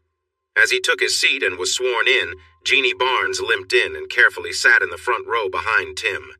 Seeing her condition and the angry look she gave the man on the stand, the judge noticed how pale he looked while avoiding her gaze. Her face showed a hard expression. Larry was shocked by how she looked, and his confused testimony showed it. Still, he was under oath and had to speak. Patty's next witness surprised everyone. Barry Benton. Usually calm, the lawyer appeared nervous and uncomfortable as he made objections. However, since he had already submitted a sworn statement, the judge allowed him to testify. He stumbled over his words, saying things like, "I was drinking, so I might not remember everything. Well, I'm not sure, but what I think is." Patty reminded him of his written statement a couple of times, and he began to sweat even more, his face turning red. The look of satisfaction on his wife's face made it clear to the judge how uncomfortable he was. Karen was the last witness. She was dressed simply and appropriately, trying to present herself as a good mother and wife. With a sad tone, she shared her story about being misunderstood by her husband when she had been delayed by an unexpected event. She insisted multiple times that nothing had happened to upset her husband and finished her story with tears in her eyes. The judge seemed moved, as did Tim, who called his attorney to join him before Jeannie was excused. Patty returned and started asking follow-up questions. "Miss Kelly, you claim that nothing inappropriate happened while you were with these men, is that correct?" "Yes, absolutely," Karen replied. "And this is the first time you've been with these men, correct?" Karen looked surprised but agreed. "Then can you explain why, on these dates, you arranged for babysitters for your 2 children so you could attend basketball games in other towns where your husband was coaching?" She handed a list of dates and babysitters to the judge, Karen, and also took one to Benton. Karen went pale and shot a glare at Benton before responding, "I wasn't with those men on those dates. I went shopping with other wives. I don't know where they got the idea I was going to those games." Just then, 5 of the 7 high school girls named on the list entered the courtroom and sat near the other wives. Patty returned with the statements from each babysitter and asked for them to be added to the record, offering to bring each girl to testify. Benton protested strongly, but the judge decided that Karen had opened the door with her statements. Karen continued to look more anxious but kept a confident front, even smiling at the girls. The girls looked back with anger, and Tim noticed a hint of worry on his wife's face. He quickly glanced at Benton, Slaughter, and Rogers and saw their shocked expressions were sticking around. "Miss Kelly, please read the statement from Sharon Malden about the first 2 times she babysat for you on December 27th and 28th. Karen hesitated but complied after the judge insisted. The statement revealed that Coach Rogers had asked Sharon to babysit on December 27th, saying he would take Mrs. Kelly to a basketball tournament where Mr. Kelly's team was playing. He called again the next day, and once more, she watched the boys while Mrs. Kelly attended the tournament with Coach Rogers and some parents, according to his words. Please read the rest of Miss Malden's statement, Mrs. Kelly." With a resigned look, she continued, explaining that Coach Rogers also called Sharon on that fateful Friday in February, telling her that he and Coach Slaughter would pick her up right after school to babysit, and then return her home later that night. Her statement also mentioned that Mrs. Kelly was prepared when she arrived on all 3 occasions, getting into the truck with Coach Rogers the first 2 times, and with Coaches Rogers and Slaughter the last time. "So, Miss Kelly, do you still say you went shopping with friends on those December dates?" Karen glared at the men, adjusted her dress, straightened up, and replied defiantly, "Okay, I did leave with them, but they dropped me off, and I went shopping with Beth, Coach Slaughter's wife, both times. This is just another misunderstanding." Patty looked at Karen with pity, shook her head, and told the judge that Miss Kelly was excused. Although the private investigator hadn't brought the tapes, she called her last witness, Mr. Kelly. After Tim took an oath, Patty set the scene, reviewing what happened that Friday and asking what proof he had to challenge the testimonies of many witnesses. Tim responded that he did not feel the need to counter what they said right now. Instead, He wanted to show that his wife had been careless in leaving their children with babysitters whenever his team played far away to do who knows what. He added, "Your Honor, after each away game, when I spoke with my wife over breakfast, she asked how the game went, and when I inquired about her night, she said she had a quiet evening taking care of our sons. We now know that is not what happened. I have reasons to doubt the truth of the Friday night story told by these men and my wife, and I intend to show proof of their dishonesty during the divorce process and in any future custody hearings. I understand today's situation clearly. All I need to do is show that I am the better choice for taking care of my children for now. If my wife gets custody while I am away, I worry that things might not improve or could even get worse. I am concerned about the safety of my sons in her care." The judge dismissed Tim and turned to the defense team. Benton made a passionate argument, and then Karen spoke again. She claimed to be a caring mother who had never done anything wrong, and she argued that she should keep the children at home while she and her husband worked through their issues. She expressed confidence that Tim's anger and doubts would fade away soon, and he would come back home. The judge did not believe her. There were too many signs that Karen had left the children with underage girls to spend time with men, and that she had lied to Tim about her actions that night. The stories from the men were inconsistent, but that would be dealt with in future hearings. The judge granted temporary custody to Tim until the next hearing, scheduled for 2 weeks later. She looked directly at Karen and explained that she was not convinced by her arguments. Karen had used babysitters many times, had not informed Tim despite his questions, and had been unclear when confronted with the babysitter's statements. Karen reacted badly, glaring at her associates, who looked back at Tim. Tim responded with a confident smile as he thought about his plans. He believed they would soon face the consequences. Benton turned to the others and said quietly, "We underestimated him. We need to think of more lasting solutions. Let's meet at my office at 7 tonight, and don't let anyone else stop you. Be there." Dinner at the Houseman's was joyful. Jeannie cooked spaghetti with meat sauce and meatballs, a large salad, fresh fruit, and gelato for dessert.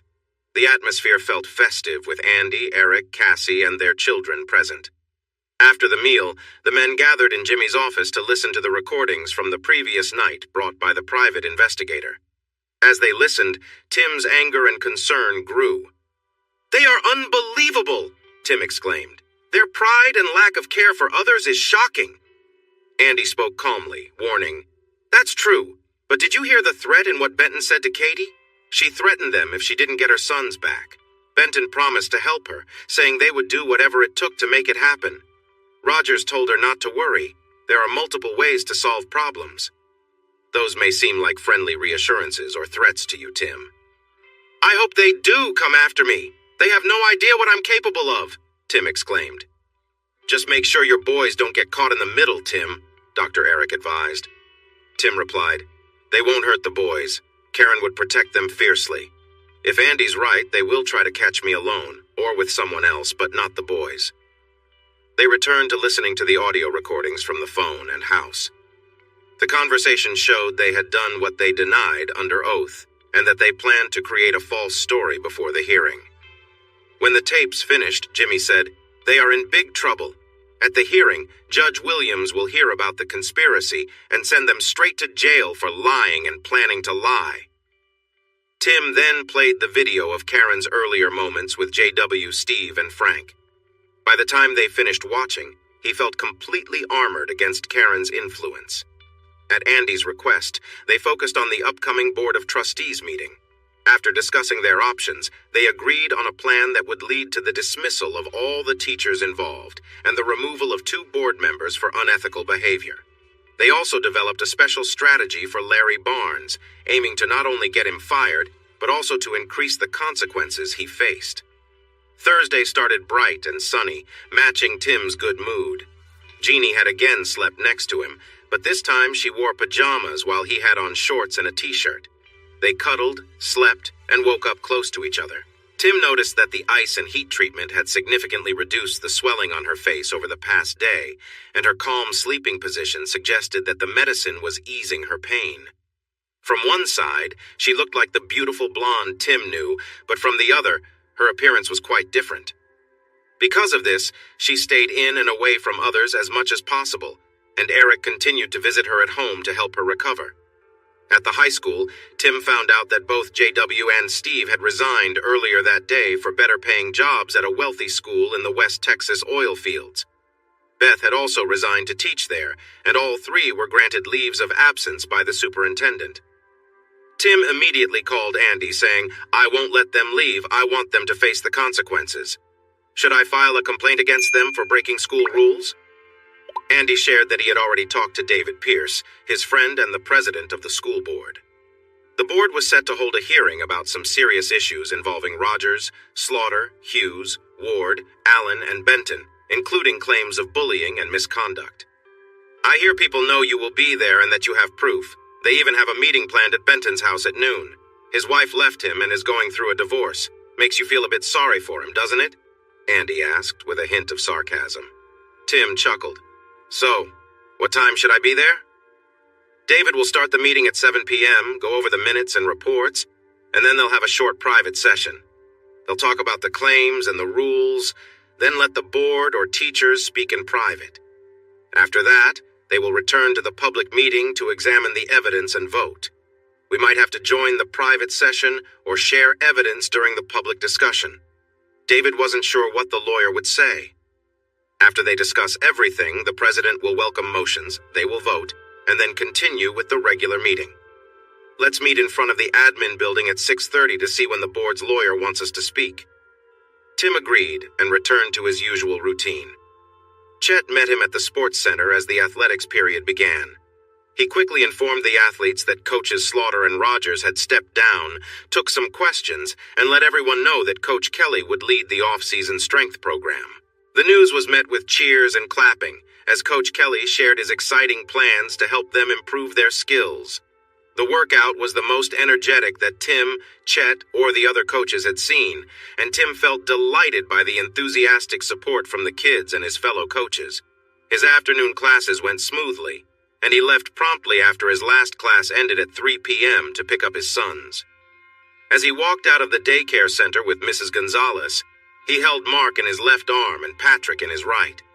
Mrs. Gonzalez excitedly talked about a costume party coming up next week. While they stood on the sidewalk about a dozen steps from the entrance, Tim noticed a pickup truck parked across the street about half a block away.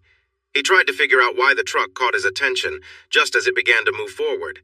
He noticed a reflection and saw a rifle sticking out from the back window of a car nearby. In a panic, he pushed his sons away from the danger, shouted a warning, and moved the director aside. The boys were thrown in different directions when he felt a sharp pain on his left shoulder and heard a gunshot. Soon after, he felt a tug near his hip and heard another shot. Ignoring the pain, he dashed toward his truck to draw attention away from his kids. Just as he got close to his pickup, another shot rang out, missing him but hitting something behind him. He reached into the truck and pulled out his gun. Another bullet hit the windshield. He stepped out and felt something strike his leg while he aimed at the shooter. It threw him off balance, but he steadied himself and fired 3 shots into the car. The rifle vanished, and the vehicle sped away. Feeling weak, Tim leaned against the truck. He noticed blood on his shirt and pants. Turning, he saw his children being comforted by Mrs. Solis, the center director. They were crying, calling for him. He wanted to go to them, but suddenly found himself too weak to stand and fell to the ground just as a police car pulled up. Knowing his kids were safe, he let himself drift into darkness. Later, he became aware of beeping noises and voices around him. When he opened his eyes, he saw tubes and monitors connected to him. His mouth felt very dry, and his shoulder and neck hurt when he tried to move. He heard someone gasp and turned his head slowly. A hand squeezed his, and a woman exclaimed, "He's awake!" He recognized Jeannie, but she didn't have an eye patch anymore and looked much better. She seemed pretty, but Tim remembered a time when she had been hurt. He tried to speak and ask her how she was, but she gently told him to be quiet and that everyone was okay. He closed his eyes again, slipping back into darkness. When he opened his eyes next, several doctors and nurses surrounded him. He focused on the man in a white coat who was closest. Tim wanted to ask why he was there, but he couldn't get the words out due to his dry throat. A nurse in blue scrubs gave him a straw to drink a little water, then took it away. The doctor asked if Tim knew why he was in the hospital. Tim's mind felt foggy, and he couldn't understand what had happened. He croaked, "No," and the nurse offered him another sip of water. Dr. James then asked him what he could remember. Tim remembered he had a family and had been picking up his boys from daycare when something unexpected happened. But what? Suddenly, it all came back to him. He had been shot. He yelled out, "Are my sons okay?" The doctor reassured him they were fine and told him he would heal quickly, probably in a week or two. "We are all happy to see you awake," the doctor continued. "It's great that you remember the event and your sons. Those are positive signs, and we expect you to make a full recovery. There was a bit of worry because you lost a lot of blood, but you are young and strong. You have done well so far. You will need some rehab to regain your strength, but you will improve every day." "When can I see my sons?" Tim asked. The doctor and nurses exchanged glances, and Dr. James replied, "Right now, let's focus on making you stronger. We will arrange a visit when you are better." Even feeling weak, Tim sensed something was off. "Where are they? Who is with them?" "We don't have all the details about your family, Mr. Kelly. We are your medical team. Your lawyers requested that we call them when you woke up. Your sister just left to take care of some things. Nurse Phillips will let them know you are awake, and they might be able to give you the information you want." Tim nodded as the medical team started to leave. Dr. James spoke to Nurse Phillips while Tim drifted back off to sleep, wondering why his sister was here instead of with her children on the ranch. The sound of familiar voices nearby slowly brought him back. He heard a medical staff member explaining his condition. "He's still weak from the blood loss, but the wound in his leg is responding well to treatment. The others are healing nicely, but he needs plenty of rest. I can allow you 15 minutes with him, but then you will need to leave." "Can I stay? I promise not to disturb him, but I want to keep an eye on him," asked a familiar female voice. Tim opened his eyes a little and focused on the people in his room: Patty, Jimmy, Andy, and Jeannie. He found himself wondering why his wife wasn't there, but then his memory returned. The alarms around him faded as he concentrated on his friends. "It's good to see you," he croaked. "Thank you for being here." The nurse helped him drink some water, and he noticed tears in his friend's eyes. "We thought we lost you," Patty said softly. With a weak smile, Tim replied, "I'm tougher than that. Are my sons all right?" "They are, thanks to you. If you hadn't pushed them out of the way," Andy began. "Gonzalez, she and Mark might have been in serious danger. The first shot hit you in the left shoulder, very close to where Mark was, and the second grazed your hip. That one could have hit Mrs. Gonzalez. She and the police both say you're a hero." Tim brushed off the praise and asked again, "But my sons, they're okay?" "Yes, they were really shaken up, but they weren't hurt. They were mostly worried about you.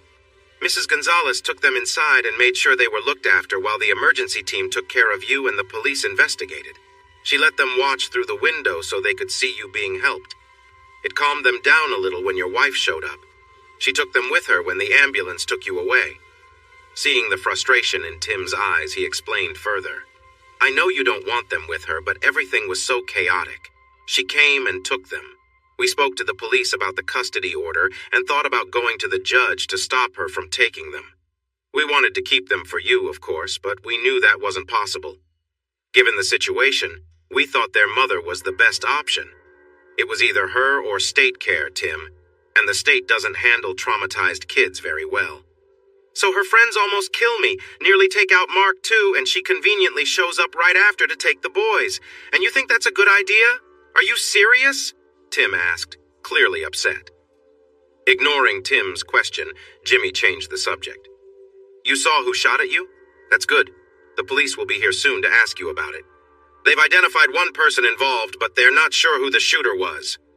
Tim's anger was evident, and the machines around him beeped in response.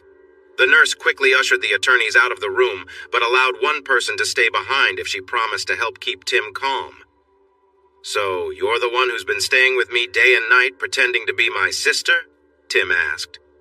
"That was the only way they would let me in," Jeannie replied with a smile. "Well, that's something, I guess," Tim muttered weakly. He wasn't sure if he was smiling or not, but Jeannie gave him a gentle, comforting look. "Don't worry, there's plenty of time for talking when you're feeling better," she whispered. Taking a seat next to his bed, Jeannie asked, But seriously, how are you feeling? Pretty good, considering I've been shot 3 times. I think the medicine they've got me on helps a lot. There was a light knock on the door, and 2 tall men in suits entered. One had a badge on his belt and was holding a hat in his hand. The other showed Tim his badge and introduced himself. "Coach, you might remember me. My son is Abe. He was on your basketball team last year." Tim nodded and replied, "It's good to see you, Mr. Wellington. I wish things were different." Both men acknowledged Jeannie with a nod, and she returned the gesture. The other man introduced himself as Jim Boyd, a Texas Ranger. Tim nodded at him and said, "I would shake your hand, but I have tubes connected to both arms." "We see that," Boyd said. "Can you tell us what happened?" "I assume you know the basics," Tim started. "I went to daycare to pick up my sons. The director came outside and was talking about an upcoming party. I noticed a pickup truck parked a little down the street. It wasn't there when I arrived. It stood out on that quiet street, so I watched it as it drove toward us. The back window was open, and I saw a shiny object that looked like a gun barrel. As it got closer, I realized it was a gun pointed at us. I was holding my sons, one in each arm. I quickly moved them to the side and pushed the director away from danger. I felt a sharp pain on my shoulder and heard a loud sound. I dashed toward my truck to draw fire away from my boys and the daycare. I felt something hit my side, but I kept going. There might have been another loud sound, but if there was, it didn't hit me. I reached my truck, and as I pulled my gun from under the seat, a shot broke the windshield. I stepped out and aimed at the pickup, which was at an angle from me, but then I felt another hit in my leg. I think I fired 3 shots as the truck sped away, then turned to check on my sons. Mrs. Gonzalez was holding them in her arms on the ground. They were crying, but they appeared okay. I started toward them but stumbled and everything went dark. The next thing I remember is waking up in a room with medical staff and the sound of beeping machines. The ranger and detective exchanged glances.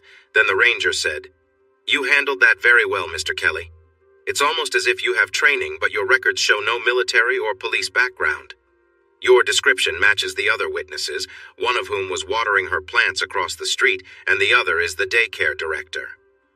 "Coach, did you see the person with the gun?" Detective Wellington asked. Tim hesitated before answering. "Not really. I was focused on the barrel and the danger. I'm fairly certain it was a man with blonde hair, but I couldn't see his face clearly. I think the 2 men in the front seat had dark hair and there was another person in the back, but I only caught a glimpse." "I think it was a man too," Tim said. "Can you recognize any of them?" the detective asked. "I'm a bit foggy right now from all the medicine I'm on. I might remember better when I'm not on the painkillers, but I can't be sure," Tim explained. "Do you have any clues?" "We do, and we'll share those with you soon," the ranger replied. "But I need to ask, do you know anyone who would want to harm you?" "Actually, I do. My wife was involved with at least 7 men. When I found out, I moved out, but I had our home set up to record conversations. I heard her and her partners discussing how she wanted to get custody of our kids. I have proof that could hurt them. They even talked about taking me out to make that happen. In response, my wife told them she didn't care what they did to me, but if they didn't help her get the kids, she would make things hard for them. There's more I could say, but I need to check with my lawyers before I share anything else." Ranger Boyd said, "That's enough for now. What you've told us matches what we already know, including the names of the men." Detective Wellington added, "You might not be surprised to hear that John William Rogers borrowed the truck from a friend.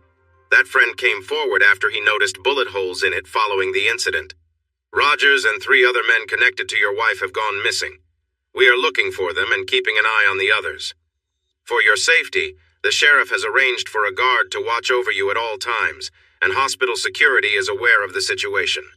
We believe you're safe here, but please stay alert. If you see anyone acting strangely, press the call button and our guard will be there quickly. Remember, it could be someone else they hired." Tim nodded and asked, "I have a couple of questions. How could my wife, who just lost custody of our children a few hours ago, be there to take my sons right after I was shot? I'm not saying she knew I would be hurt, but it certainly seems fishy. And why does she have custody of our sons now?"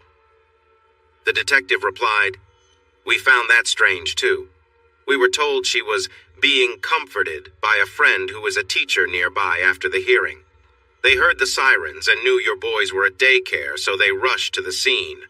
Her friend supports her story. Regarding custody, your friends and I discussed it. At that time, we weren't sure if you would survive. We felt your sons had already been through enough and didn't need to be placed with unfamiliar people by social services. Since the kids had to go into state care if their mom was not around, we thought it would be better for her to be with them. When she tried to take them, we all spoke with her. She said she would take them to her parents' house, which was far away, to keep them safe from everything going on. Wellington looked at Jeannie and then said to Tim, "Coach, I know you're upset with her, and you have every right to be. Your friend, who is also an officer, told me about the situation. But first, she made the right choice given what was happening. Second, I have never seen anyone so distressed. The officers had to help her so the medical team could do their job to keep you safe. She was crying, 'No, please don't leave. I need you. I love you,' over and over. I had to ask a female sergeant to help calm her down because her actions were scaring your boys even more. Mrs. Gonzalez took them inside until we could help her calm down. Once she settled, the boys relaxed too, and they wanted to go with her after the ambulance took you. Her friend said she would drive them to her parents' house since they were all too shaken to go alone. So as unhappy as you are about this, I really believe we did the right thing. When you are better and able to care for them, you can go to court. But until the ones who were after you are caught, it is safer for the boys to stay away." After they left, Tim turned to Jeannie and thanked her for being there. Jeannie looked worried as she said, "Tim, I heard what they said about watching for anyone suspicious, and I'm concerned about the night nurse who was here while you were in a coma. She was very rough with me, questioned why I was there, and seemed to dislike taking care of you. The other nurses treat you kindly and act like you're a hero, but she seemed annoyed and didn't want to check on you. It was on her shift while I was in the bathroom that you almost had a serious problem a few days after you arrived. Do you know her?" Tim said he did not remember her and wanted to be awake when Nurse Simpson came in to check on him tonight. Jeannie said she would stay in his room and keep watch while Nurse Simpson was on duty, as tonight started her 3-day shift. Tim suggested she go home and rest for now so she could stay awake later. She agreed with some hesitation and kissed his forehead gently before she left. Tim took a nap until his doctor came in the late afternoon. After checking on him, the doctor had them remove the IVs and suggested pain medication instead. He encouraged Tim to take the medication regularly because it would help him heal faster without the pain slowing him down. He turned down Tim's request to remove the catheter because Tim's leg still needed more time to heal before he could walk. However, he did say Tim was ready to start physical therapy tomorrow, which could help him get better faster.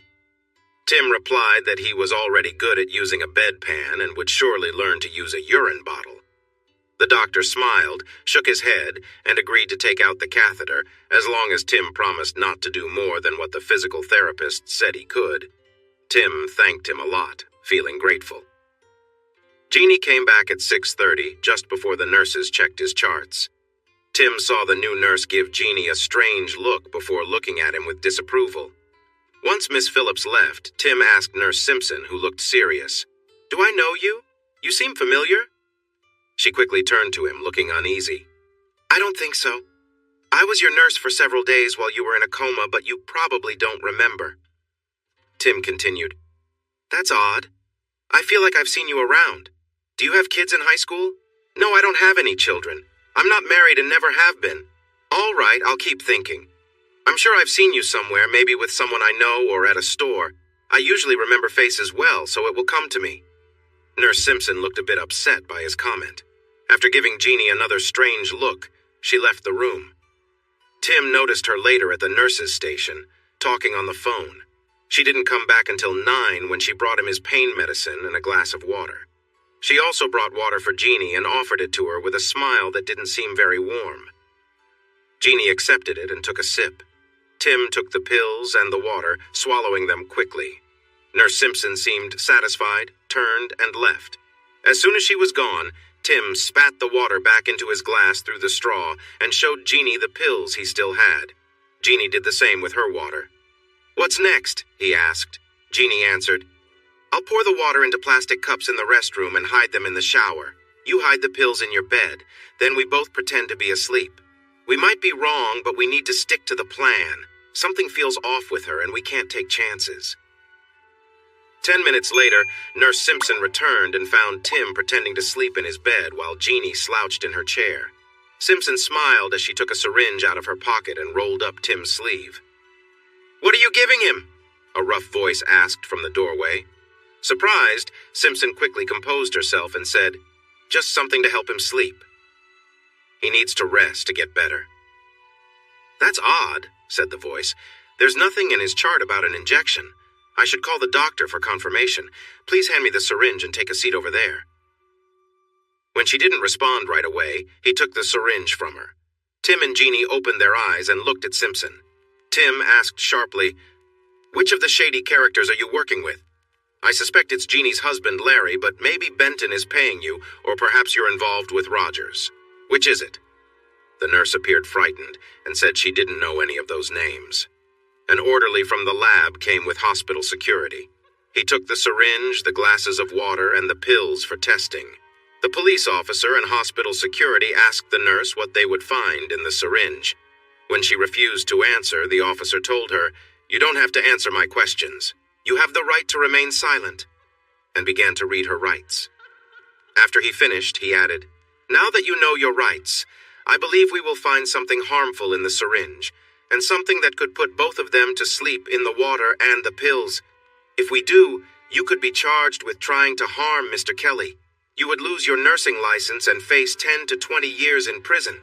Your best chance is to tell the truth, and we can talk to the district attorney for you. If you want a lawyer, we will take you to jail first. So, what will it be?" Simpson broke down crying for a while, then angrily shouted, "They both deserve to pay. They've been having an affair. You hurt Larry's heart, and then you lied and got him in jail. And you made up a story that got Larry, JW, and Steve fired. I might go to prison, but they will get what they deserve." Tim's temper flared for a moment. "You tell your boyfriend Larry the next time I see him he will be in trouble, and I won't miss. Got it?" Jeannie stepped closer, lowered her voice, and warned, "And if I see him first, I won't hold back." Officer Dans smiled at the tension and told her to stand. He handcuffed her and called for the police team outside to come and take her away. When the lab team entered, Detective Wellington also walked in. He thanked Tim and Jeannie for being aware and sharing their concerns. "We are increasing the guards inside, and an unmarked car will be parked outside all night. We take her threat seriously, and so should you." Tim replied, "Oh, we definitely do. Because of that, I want my gun or another one by my bed from this moment on." "Can you make that happen?" After checking to see if anyone was around, Wellington took a small firearm from his leg holster and handed it to Tim. "Keep this hidden, and please don't tell anyone where you got it." "I promise I won't, thanks," Tim replied. "Now, how is the investigation going? What do you know, and have you found anyone?" The detective answered, "Not yet, but we have alerted everyone to look for all 4 suspects. Their homes are being watched, along with their known friends. The 4 suspects are Barnes, Rogers, Slaughter, and Benton. Your wife and sons are with her parents, and the police there are making sure they are safe. They will act right away if anyone goes to their house or if Mrs. Kelly leaves. So far, only her mother has gone out, and that was just for groceries. We also got approval to listen in on the phones of all 8 suspects, including your wife, and that has started." With a serious look, Wellington asked, "Are you sure you didn't see the shooter or anyone else in that pickup? That could really help us find who did this." Kelly replied, "If I said the shooter looked a lot like Larry Barnes, but I couldn't see his face clearly, would that help? He's already a suspect, and so are the others I think were in the truck. Just give me a day or 2. If I really focus, I might remember more." Wellington said he would keep them updated and left. Jeannie asked, "Was it Larry who shot you?" Tim answered he wasn't sure, but motioned for her to come closer. He whispered, "Yes, he was the shooter. Rogers, Benton, and Slaughter were in the truck watching." He gently pushed her back and warned, "I'm worried about you too. If Larry is involved, and I think he is, he could come after you as well. He might be more angry with you than me, so please don't go anywhere without someone with you, okay?" The days went by fast with therapy twice daily and many friends coming to visit. The principal, teachers, students, some parents, his friend Chet, and the board president all stopped by. Every member of the basketball teams and many football and track athletes he had coached also came to see him. His lawyers took turns visiting, but Jeannie, his new support, stayed by his side except when she needed to freshen up. Because of a warning from Nurse Simpson, she traveled to and from the houseman's home with a pair of officers who took her inside as well. Tim's parents and siblings visited for 2 days, so the nurses knew Jeannie wasn't his sister. The head nurse asked him with a smile if it was okay for her to stay, even though she wasn't family. After that, she took on the role of a wife and was given a foldable bed and meals by the kind nurses, technicians, and helpers. The one person missing was his dear wife, who didn't come by or call.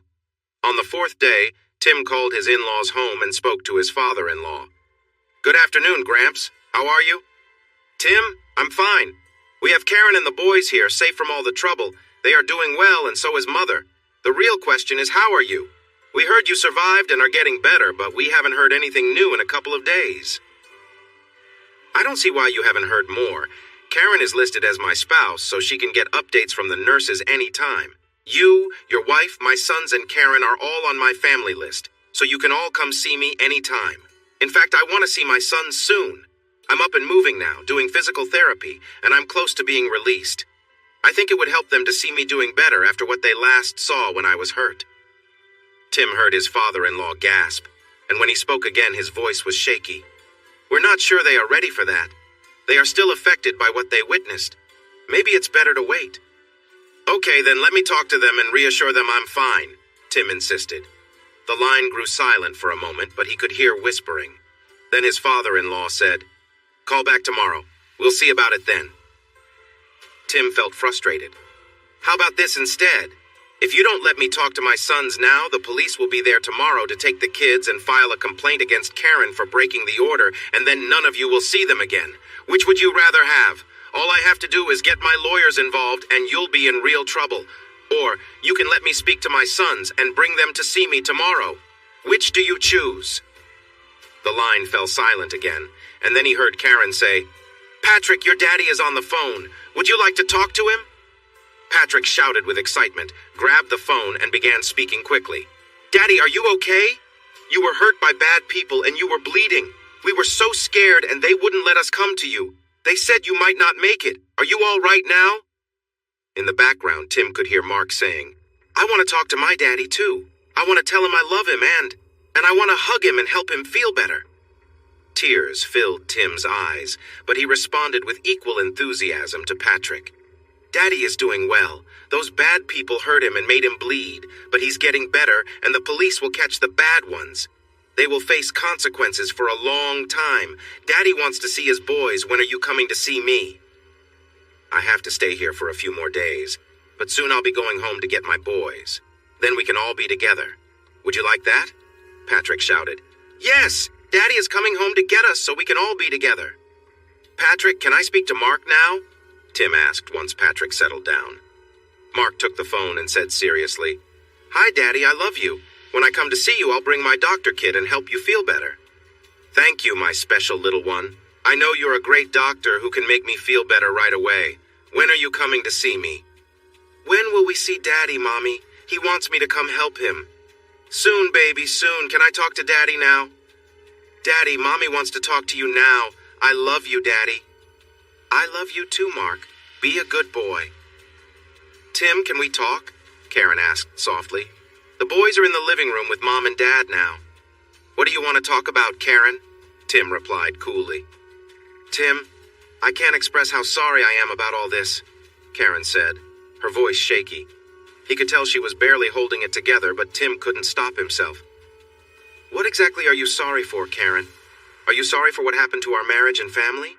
Or are you sorry I found out? Are you sorry about the trouble you got into or just that it hurt me? Tell me what you are really sorry for, Karen." "All of it. Everything. I can't believe it happened, but I know it did. Would you like to see the videos, Karen?" Tim interrupted. "If you can't believe it, would you like to see what happened? Would that help you remember? Because it sure helps me remember." "Tim, how do you know about that?" Karen asked, shocked. "I warned you that I knew everything. I told you your only chance was to tell me the truth and you still lied to me. I don't know what makes me angrier, the way you acted, your lies, or how you've disrespected our marriage, but I assure you, you will regret what you've done. When I finish with you." Tim stopped because Jeannie was putting her finger to her lips and shaking her head. He realized she was reminding him that their conversation was being recorded. He had already messed up by bringing up the videos. He shouldn't say anything else that could cause trouble. Taking a deep breath, Tim spoke in a calmer tone. "I'm sorry, Karen, I lost my temper. I promise I'll calm down now. What did you really want to talk about?" "Oh, Tim, I'm such an idiot. I'm really sorry," Karen cried.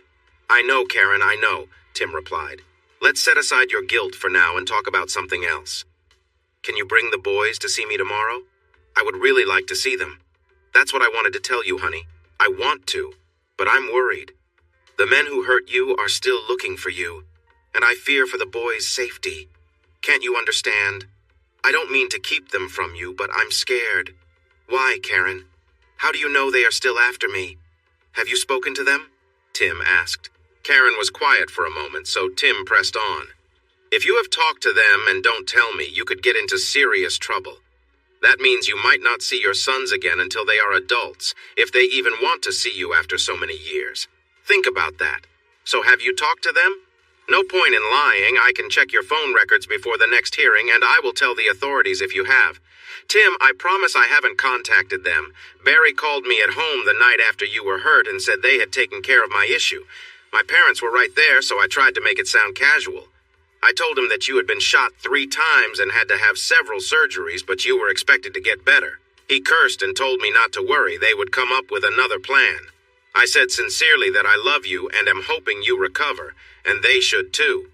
He laughed, repeated what I said, and others in the background also laughed. He said, "Sure, babe, we understand," and then he hung up. 2 days ago, they called again, and JW told me that Larry had someone at the hospital who would take care of you soon. I was alone with the boys who were playing in another room. I told him that I never wanted you hurt and that they should stop whatever they were planning. He laughed and said if I changed my mind, they would cancel it. He told me he would see me soon, and then he hung up. And then, my dear wife, I assume you called the police and reported that another attempt would happen against me, right? Tim asked, knowing the answer already. No. I told them to stop and they promised they would, she responded. Didn't they? Actually, your honest friends did try again last night, even after promising you they wouldn't. A nurse Larry was involved with tried to harm me while I was at the hospital. Have you thought yet that they might not be trusted, my loving wife? Maybe it's time for you to talk to the police and be honest. Or is there something more? After a short moment, Karen said, They called me again today to tell me their plan at the hospital didn't work, but they were going to keep trying.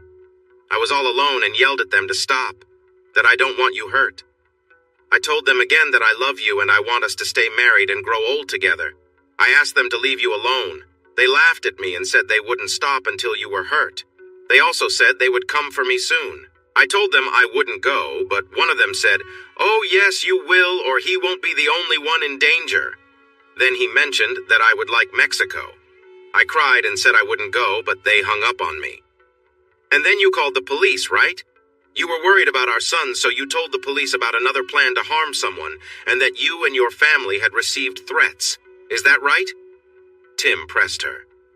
Karen began to cry loudly, and Tim let her take a moment before he redirected the conversation.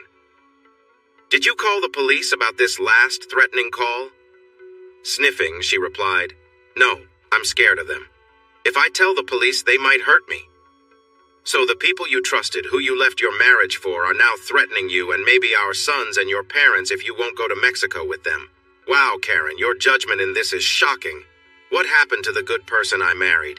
Did they change everything about you? I just don't understand. Karen started crying again, and Tim listened for a while before saying, I'm giving you an hour to compose yourself and make the call. When I call back, I want to hear that you've talked to a police officer. And one more thing, Karen. If anything happens to my sons, there will be serious consequences for you and those with you. Do you understand? Her crying turned into wailing, and Tim raised his voice, saying, 1 hour, before he hung up.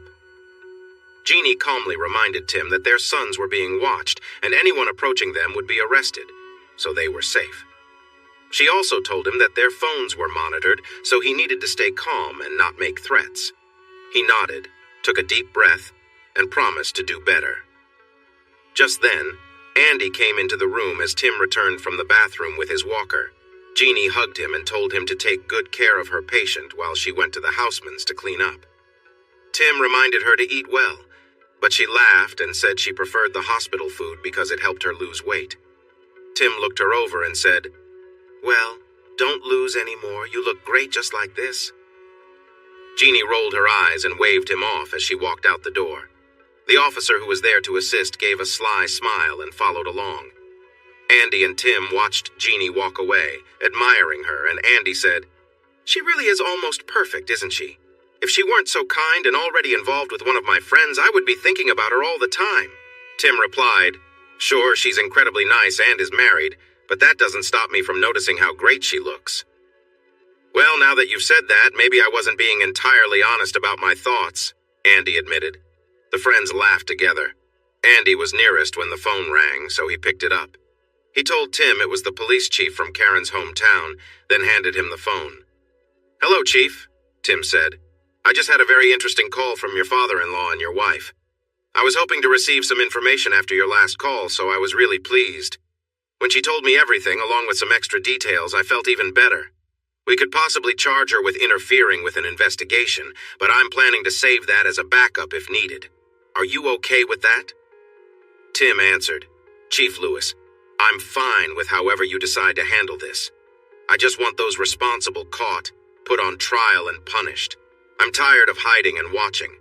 I'm ready to deal with this once and for all." Chief Lewis responded, "That's quite a way to describe it. You do realize it would be safer if the solution came from law enforcement rather than someone outside, right?" "Of course, Chief," Tim replied, then continued. "But I'm fed up with being threatened and mistreated. Like a cornered animal, I'll only take so much before I fight back. You understand that, right?" "I do. Just make sure you don't act until you really need to. When a big animal goes on the offensive, it can cause a lot of panic. Now get some rest and let me talk to your lawyer for a moment, please." "Here he is, Chief, and good luck," Tim said. "Mr. Robbins, I believe. We haven't met, but my colleagues in Austin and Williamson County hold you in high regard," the chief said with a laugh. "I'm pleased to hear that, Chief. How can I assist you?" Andy asked. "Is there any chance you and his other two lawyers, as well as his new best friend, can help your client see reason? I know of him because I checked his background when he married the mayor's daughter. People say he's a good man, though a bit of a fighter when he or his friends feel wronged. He has plenty of reasons to feel this way now, and I was listening when he spoke to his wife. I can tell he's about to lose control and cause trouble if we don't catch these guys soon. Honestly, I think we'd be looking for their killers instead of them if he hadn't gotten hurt. The best friend you can have and the worst enemy," the sheriff from his home county said, sounding a bit impressed. "Still, my team, the Austin and Cedar Park Police, and even the Texas Rangers feel just as strongly about finding these people as he does. What we don't want is for your client to take matters into his own hands because he's tired of waiting. I understand, Chief. We'll do our best, but as you said, patience isn't the strongest trait of his. The faster we can put them behind bars, the safer everyone will be," Andy replied. The chief assured them they were working as fast as possible and hung up. "Chief thinks you might be about to lose control, as he put it. You aren't, are you? You have to give them time to do their jobs," Andy urged. Tim's frustrated voice came through. "I've been shot. Jeannie has been hurt badly. They tried to harm us both, and now they are threatening my sons, their mother, and her parents. The police can't find them, but they seem to know everything happening in this hospital and at Karen's parents' home. How much longer do they want me to wait? Until they hurt my sons and me? I don't think so. When I get out of here, I'm taking action. The wounded bear has been cornered. It's time to stand and fight." Andy sighed, but he understood his client. There would be no stopping him once he could shift from being hunted to being a hunter. He thought about asking the doctors to keep Tim a few more days, but it was better for Tim to be at the houseman's with his protection, both for himself and Jeannie. Just then, Chet arrived. He greeted Andy and Tim, they shared a hug, and Chet took a seat after Tim settled back into his bed. The friends relaxed and caught up. It turned out Alan and Benton were busy claiming they were innocent to the school board until Andy played the recording from Tim's house. After that, they shouted insults, quit their positions, and stormed out. Their resignations were accepted as soon as the board returned from a break, and they posted notices of the openings. Ward and Hughes were fired for cause. Rogers and Slaughter were also let go for cause, even though they had tried to resign right before the meeting. The board rejected their resignations without hesitation, approved the terminations unanimously, and reported their actions to the Commissioner of Education. The educational paths of all four men were basically over. During a private meeting, they discussed Karen Kelly's situation. However, they hesitated to end her job because it seemed she might have been pushed into her circumstances. The assistant superintendent for finance was made the acting superintendent. Chet was moved from being an assistant principal at the high school to acting principal at the elementary school. He mentioned that he was enjoying the new role and informed Tim that Karen had resigned after he was hurt, citing a family emergency. The acting superintendent accepted her resignation, and a recent UT graduate took her position. There were no plans to take action against her certification. Benton's wife decided to file for divorce, following their agreement that favored her due to his unfaithfulness. Allen's wife, without a prenup, took a similar approach using the same lawyer. Slaughter's wife quit her teaching job immediately and had not been seen or heard from since then. Larry Barnes was suspended from his job with the city of Austin after a warrant was issued because he missed a court date related to accusations of hurting his spouse. Jeannie filed for divorce, but he had not been served papers as no one could locate him. Barnes, Slaughter, Rogers, and Benton were being sought for questioning about Tim's attempted harm. Despite the collaboration of various law enforcement agencies, they had vanished. The Housemans hired a private security service to watch over their home and wanted Tim to come back when he was released. Tim was sharing his thoughts with Andy about why he should return home instead of going to Jimmy and Patty's, but he lost focus when a woman appeared in the doorway. She smiled nervously but smirked when she noticed the surprise on the faces of the two men. Standing confidently in high heels, she posed as if on a runway. Her bright blue dress fit snugly, reaching mid-thigh. The halter top showed off her neck and shoulders. Chet and Andy jumped up to welcome her, offering their chairs. She walked into the room gracefully, greeted Chet and Andy with friendly kisses on their cheeks, and chose to sit on the bed next to Tim, who was left speechless. The woman leaned over to kiss Tim on the cheek, causing Chet and Andy to watch in wide-eyed surprise as she did. "Cat got your tongue?"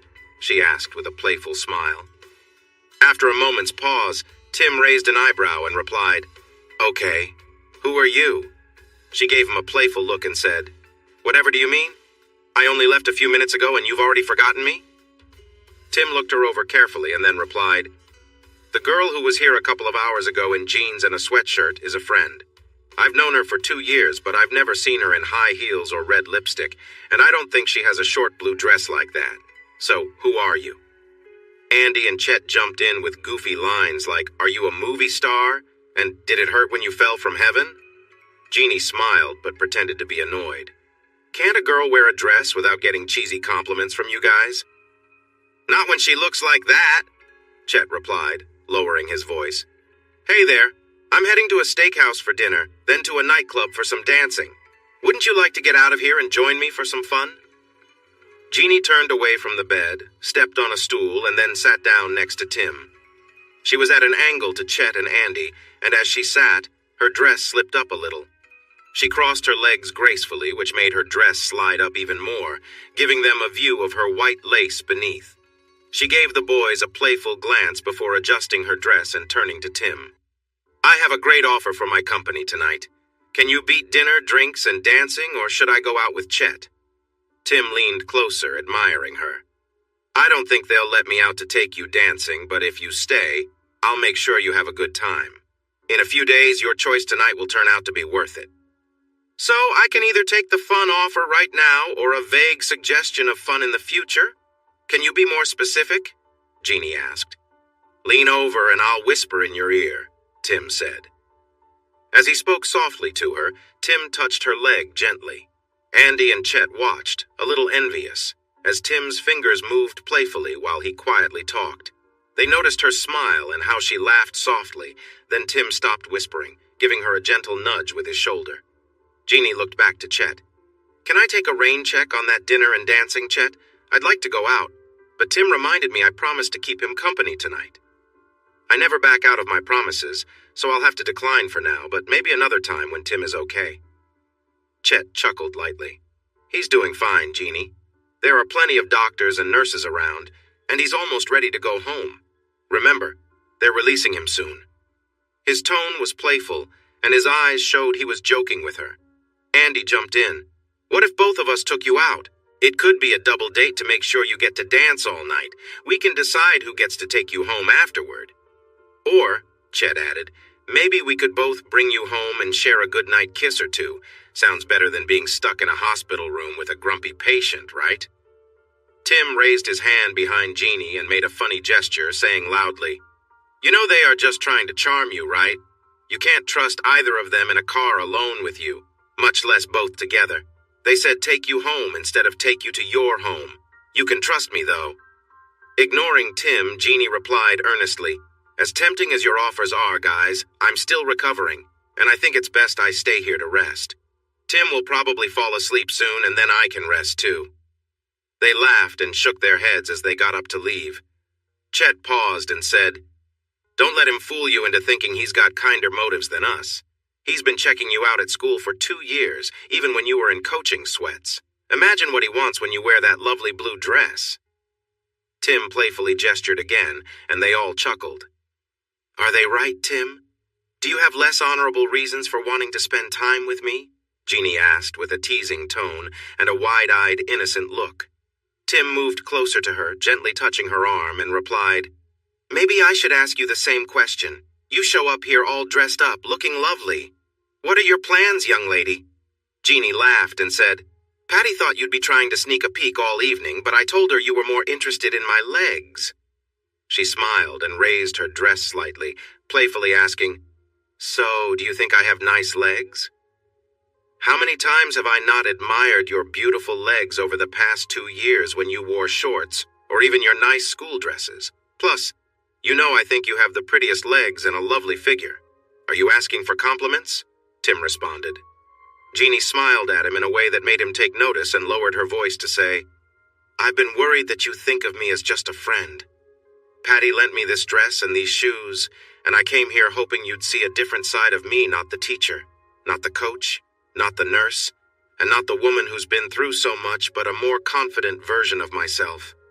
I want you to know that there's more to me than anyone at school has seen." She sat on the edge of the bed with her legs gently apart. Even though his shoulder still ached, he moved closer, resting his hand on her leg. He gently touched her skin, letting his fingers explore. He kissed her knee softly, his lips brushing her skin as he tried to ease the weight off his shoulder. He paused for a moment and caught her gaze, his emotions clear in his eyes. "Do you think I see you as just a colleague? All I see is someone incredible, someone with so much strength and warmth. You're more than just the roles you play. You have something special inside, like a fire that never dies." He moved her hand closer to him, sharing the connection between them. Although he was in pain, his focus stayed on the quiet understanding and closeness they were sharing. As they sat there together, their closeness grew, and the energy between them became something deeper, more meaningful. The room was quiet except for the soft sounds of their breathing, and they continued to sit together, simply appreciating the moment, the connection that spoke louder than words. Jeannie and Tim were lost in the moment, sharing a deep connection that drew them closer. As their emotions intensified, they moved together in perfect rhythm, fully focused on each other. Jeannie felt her heart race as their closeness grew, her body responding to every gentle touch. Tim noticed how connected they felt, but he was careful not to push her beyond what she was comfortable with. He knew how to guide their experience, bringing them to the brink but always pulling back just before it became overwhelming. Their intimacy was built on trust and care.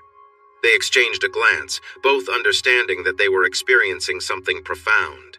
Jeannie felt a wave of emotions wash over her as she trembled in his arms, lost in the intensity of the moment. Her body relaxed, and she felt a sense of release as her energy faded into a calm stillness. Jeannie, catching her breath, felt a twinge of self-consciousness, unsure of what had just happened. "I'm sorry, Tim," she said softly, her face flushed. "I didn't expect that. I've never felt like this before." Tim smiled warmly at her. his eyes filled with reassurance. "It's okay," he whispered. "You don't have to apologize." Jeannie leaned in and kissed him, a gentle gesture of appreciation for the shared experience.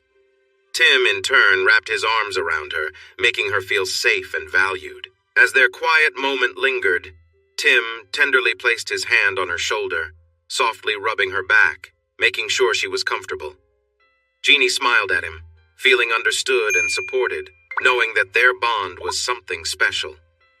They lay there for a while, the world around them quiet and still. Neither of them spoke much, but their closeness said everything that needed to be said.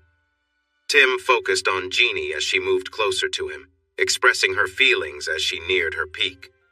She let out a loud sound, her body tensing before relaxing as the moment passed. She gripped his wrist tightly and rested her other hand on his chest.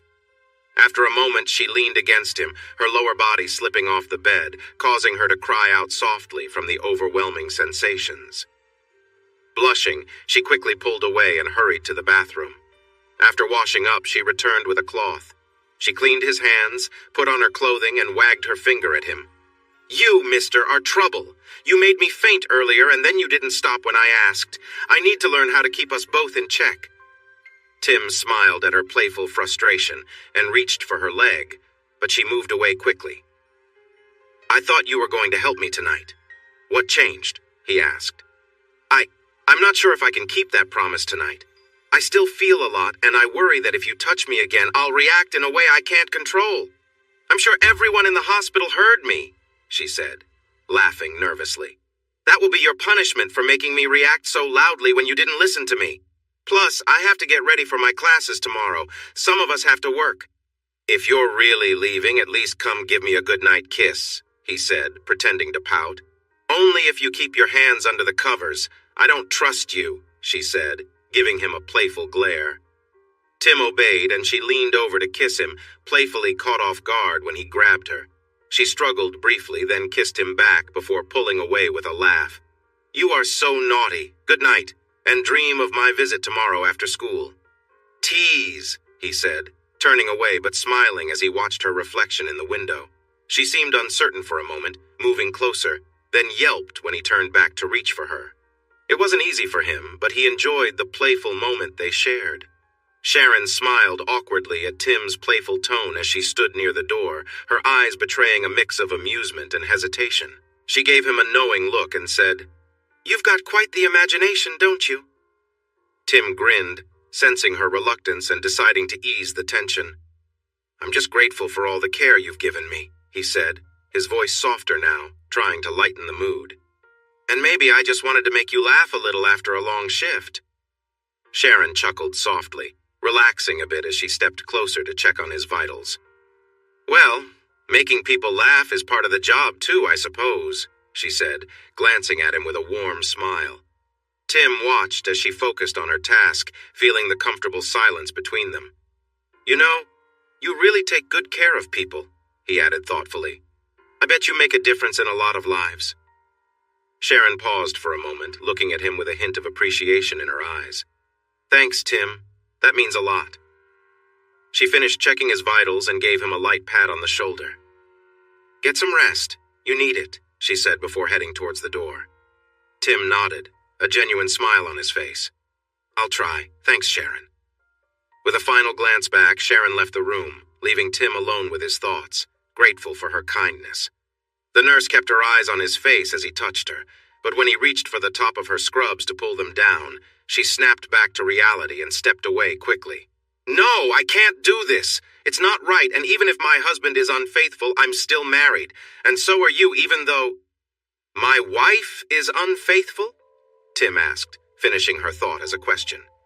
Nurse Phillips, who was called Sharon, looked away and said, "Exactly," before leaving the room. Tim smiled as she left and wondered when he would feel better. The physical therapy sessions were becoming harder each day, and this morning was the toughest yet. However, he was still making progress, which made the therapist smile. The therapist praised Tim and said he might recommend him for release, but first he had to promise to attend all his therapy appointments. Tim promised with a big smile and walked back to his room, pushing his walker in front of him. The charge nurse shot him a disapproving look, but the young aide and tech smiled.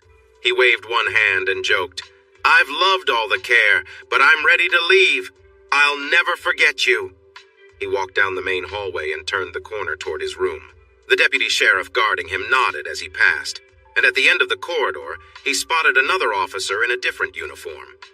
As he approached his room, he saw his father-in-law standing in the doorway. He surprised him with a friendly pat on the back and stepped inside. His two young sons jumped off the bed and rushed toward him, while their mother and grandmother called for them to be careful. Tim reached out his arm and lifted the older boy for a hug and a kiss, while his little brother hugged his leg. Tears welled up in his eyes, but he quickly wiped them away and joyfully welcomed his sons. He set Patrick down and lifted baby Mark next for a hug and kiss. Mark held on tightly, resting his head on Tim's shoulder. "I missed you, Daddy. Can you come home now?" he asked. Patrick chimed in. "Yeah, can you come home and play with us now, Daddy?" "We'll see, boys. The doctor is supposed to visit this afternoon to tell me when I can go. Are you going to stay and have lunch with me? Maybe he will come by after we eat." The boys turned to their mother and asked together, "Are we eating with Daddy?" Tim's gaze shifted to Karen, standing across the room by his bed. He felt a wave of emotion seeing the woman he loved, his wife, and the mother of his dear children. The tear tracks on her cheeks somehow enhanced her remarkable beauty. Her honey-golden hair framed her pretty face, and it fell to her shoulders. She wore a lovely emerald green dress that matched her eyes. She looked just as charming and innocent as she did when they first met. Tim felt a sharp pain in his heart as memories of her betrayal flooded back, and he couldn't help but wince. Karen had been full of joy when he showed her his love, but that joy shifted to sorrow when she saw the hurt in his eyes. "Tim, I'm so sorry," she whispered. Trying to push aside his hurt, he cheerfully responded, "Hi, Karen, how are you? Thanks for bringing the boys to see me here. I know you've been busy, so I appreciate you and your parents making the trip to the hospital." "Hello, Granny. It's great to see you. I hope you're doing well." Patrick tugged on his pant leg and said excitedly, "Daddy, Daddy, our policeman came with us. He keeps watch over our house and goes places with us to keep the bad guys away." Tim looked at his father-in-law and asked, "So, was the drive all right?" His father-in-law replied, "No problems at all. It's nice to see you up and about. Are you healing well?" Tim nodded, saying that he was recovering and that his therapy was going smoothly. He hoped to go home today or tomorrow. Before his father-in-law could speak again, Karen chimed in, "Then can you come home with us today? Mom and I can help take care of you, and the boys would love to be with you."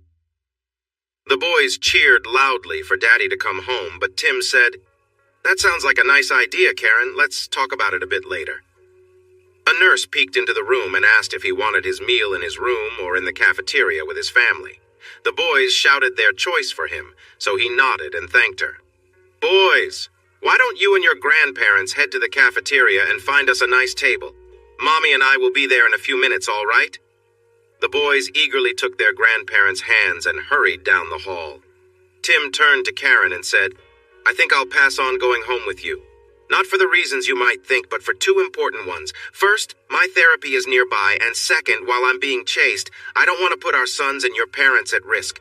The people looking for me could do anything, including causing trouble at home, do you understand? I don't want to bring any danger closer to you all. We will need to sit down and talk about everything, but right now, I need to focus on my recovery, and we all need to stay safe. We should gently explain things to the boys before you head back to your parents' house.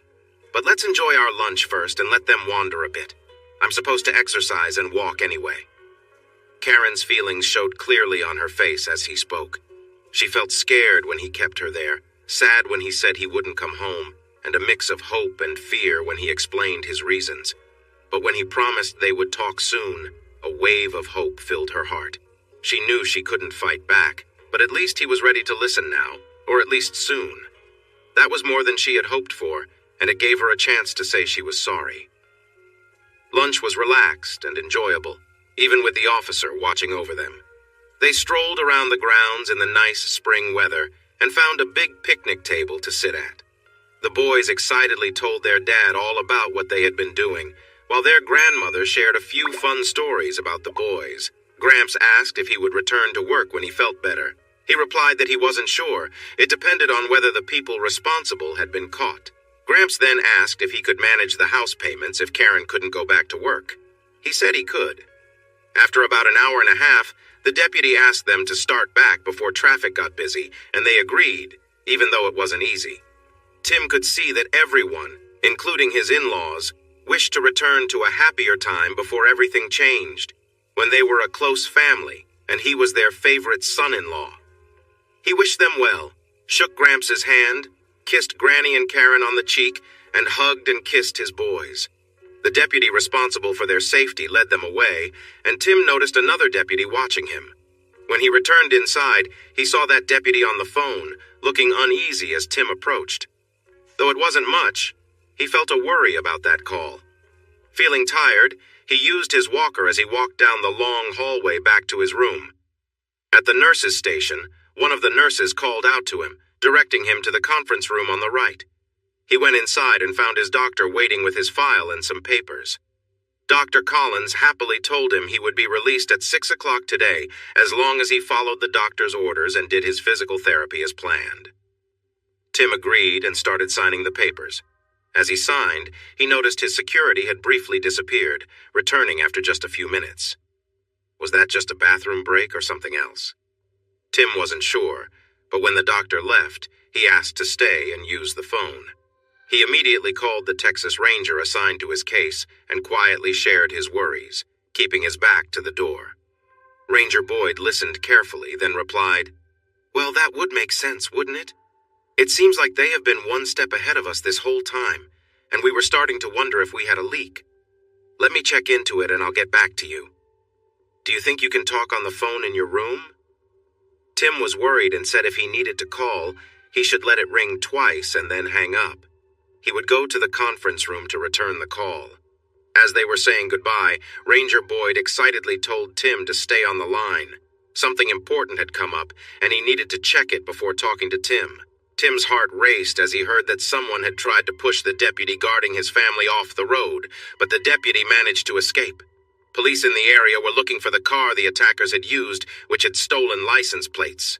"Tim, I think this shows we were right to be worried. Stay safe, I'll be there in 10 minutes, the ranger advised. Tim felt anger flood his body. He took a deep breath and called the deputy outside into the conference room. "I have some good news for you, Deputy Jackson," Tim said cheerfully, holding the door open with his injured arm. "I'm sure your family will be happy to know you won't have to protect me anymore." As the deputy walked past him, Tim let go of the door and quickly took the deputy's gun from the holster at his side. "But the next few minutes will decide if you see your family again," Tim warned firmly. Tim pointed the gun at the deputy, who stepped back in shock. He froze, fear in his eyes, with his hands raised. "We're going to play 20 questions while we wait for Ranger Boyd. When he arrives, he will either find you here at your desk ready to explain everything, or he will find a far different scene if you try anything funny." "Deputy Jackson, are you ready to answer my questions honestly and completely, or did your family say goodbye for the last time this morning?" Jackson looked pale and confused. He was scared by Tim's words, but still wondered if he could grab the gun back. "No, you can't," Tim replied calmly. Noticing Jackson's uncertainty, he added, "You won't be quick enough before I pull the trigger, so don't even think about it. You can tell I'm ready to shoot, so any movement from you could be deadly." Jackson's shoulders dropped as he accepted his fate. Tim instructed, "Sit down, keep your hands on the desk, palms down, and let's begin." Jackson obeyed, and Tim said, "Answer honestly, completely, and exactly. Now, who are you telling everything to?" "The sheriff," Jackson replied in a flat voice. "What did he ask you to do?" Tim asked. "To watch you and your visitors, listen to what I could, and change the tapes in your room before I left. I took the tapes to him every night." Tim felt only a little surprised that he was being recorded. He wondered where the hidden microphones were and if the phone had one too. Looking back at Jackson, he asked coldly, "How did they know when my wife and kids were leaving and the way they would take home today?" "I was told to call him if they arrived, find out their plans and update him. I talked to another officer about keeping an eye on your family, about how he was going to help them while they traveled home. He shared the route he chose, avoiding the main road until they were past Manor. I called the sheriff and told him what I had learned. Did you know there would be an attempt on their lives after you shared that information? Tim asked, his tone icy. No! The sheriff said he needed to know so he could send extra help. He called me back just before you did. He said someone tried to run the officer off the road and fired shots at them, but the deputy and your family got away safely. Jackson seemed to believe he had done something great by giving that warning, but watching Tim with his family, knowing they were in danger right after he gave the sheriff their route, made Tim doubt everything Jackson had said. The sheriff heard you were being released today, so he wanted me to escort you to the next county, where the other sheriff would take over. I promise, Coach I had no idea what was going on. He told me you were the bad guy, that other officers were wrong. He said you had hurt your wife and threatened some people when they tried to help, and they shot you to protect themselves. With what I know now about you, your family, and your friends, that doesn't make sense. I know you won't trust me now, but I plan to talk to the task force leader from Cedar Park tonight, get his side, and then tell him I've been watching you for the sheriff. Tim heard Ranger Boyd asking the nurses where he was. He quickly returned the revolver to Officer Jackson, told him to put it away, and took a seat. Jackson looked shocked until Tim greeted the ranger, saying, Jim, Officer Jackson has something he'd like to share with you. He already told me, and it confirms our suspicions. Tim listened as the officers discussed the sheriff's orders, explained where the recording devices were, how Collins justified taping Tim, and talking about the officer who worked the night shift. Boyd asked Jackson why he was given this duty. Jackson replied that he didn't know, but it was the best job he had since joining over a year ago. For the last 9 months, he had been working night patrol in the eastern part of the county, even though he lived west of Cedar Park near Jonestown. Boyd asked if Jackson ever suspected the sheriff of anything. Jackson scoffed, shook his head, and said, Yeah, he just seems shady. My dad and grandfather were sheriffs in West Texas, so I grew up around police work. When I applied, my dad warned me about his reputation, but my wife grew up near Lake Travis, and all her family is around Jonestown, so I took the job. 2 months later, at the department Christmas party, the sheriff made advances on my wife right in front of his own. In January, I was given a new duty with the night shift around Taylor. My wife was unhappy about me being gone 4 nights a week, but I told her it would only be for 6 months while I got settled. She still acts like she's always angry with me, and our marriage is barely hanging on. I blame that sheriff, and now that I know he's not honest, I'll do anything I can to help bring him down. I'm sure he used the information I provided to set up the attack on Coach Kelly's family. Tim was listening closely, but part of his mind was on a movie he had yet to watch. Just then, the ranger turned back to him to speak. Tim interrupted. Officer Jackson, do you know any of the men who tried to harm me? He named all of them. Jackson shook his head until he reached the name Barry Benton. His face turned red and he exclaimed, Yes, I know that guy. He's one of the sheriff's friends, and he has made passes at my wife too. Yes, I think my wife is beautiful, but his wife is stunning. Why would he be after my Jennifer? Tim and the ranger exchanged glances. Tim raised his eyebrows in question. I don't want to make it difficult, he began. But Boyd nodded, and they returned their focus to Jackson. There's a chance we might be able to help you, but you will need to come with me to another place after I'm free. I have something I want you to see, and then we can talk more. Boyd told Tim he needed to call his wife or her family now that they were back home. When Karen answered, she said, Are you guys all right? Tim asked, Are you okay? Karen started crying and replied, No, we are not okay. None of us are hurt, but we're scared again. Tim, the driver was JW and the shooter was Larry. You need to come here, stay with us, and protect us. Maybe I will, Karen, but right now I have an important question for you. We might have a lead that could help us finish this quickly. What you tell us is very important, so think carefully before you answer. Did the sheriff from Williamson County ever take part in your gatherings at the lake? Karen paused for a moment before answering. I hesitate to say because it shows my past mistakes, but yes, he came, twice, and he brought a young girl with him. I think her name was Jennifer Johnson. She seemed even more scared than I was. She said her husband was a deputy. and the sheriff told her that if she did not follow his orders, her husband and family would be in danger. I refused to go along with what they wanted us to do, hoping it would help us both. But the sheriff warned me that my kids and husband might also be in trouble if we didn't comply. She urged me to just go along with it, saying the sheriff was a powerful and dangerous man. What did they want you to do, and did you go through with it? Tim asked. Karen took another moment of silence before she replied. They wanted us to act in a scene together. They filmed it, and then the sheriff forced the girl to do things with some of the others. After that, they took her away, and the others took me home. Tim covered the phone and told Ranger Boyd, "It sounds like that might be the tape titled JJ and KK. Then, with a sigh, he said, "Are there more? You need to tell us everything, Karen. Our lives and the lives of our families might depend on it. Please stop giving us bits and pieces. I'm putting Ranger Boyd on the line so you don't have to tell me directly, but please share everything with him." Tim passed the phone to Boyd and moved his chair to sit beside the deputy. He asked, "What's your first name? I don't think we've been introduced, at least not clearly." The deputy extended his hand, shook it, and replied, Randy Jackson. So my wife Jennifer is the one you mentioned with your wife? She's involved in this too?" "I can show you the start of a video to confirm," Tim offered. Randy sighed, closed his eyes, and quietly said, "Not really, but I have to see. Will it ruin my marriage?"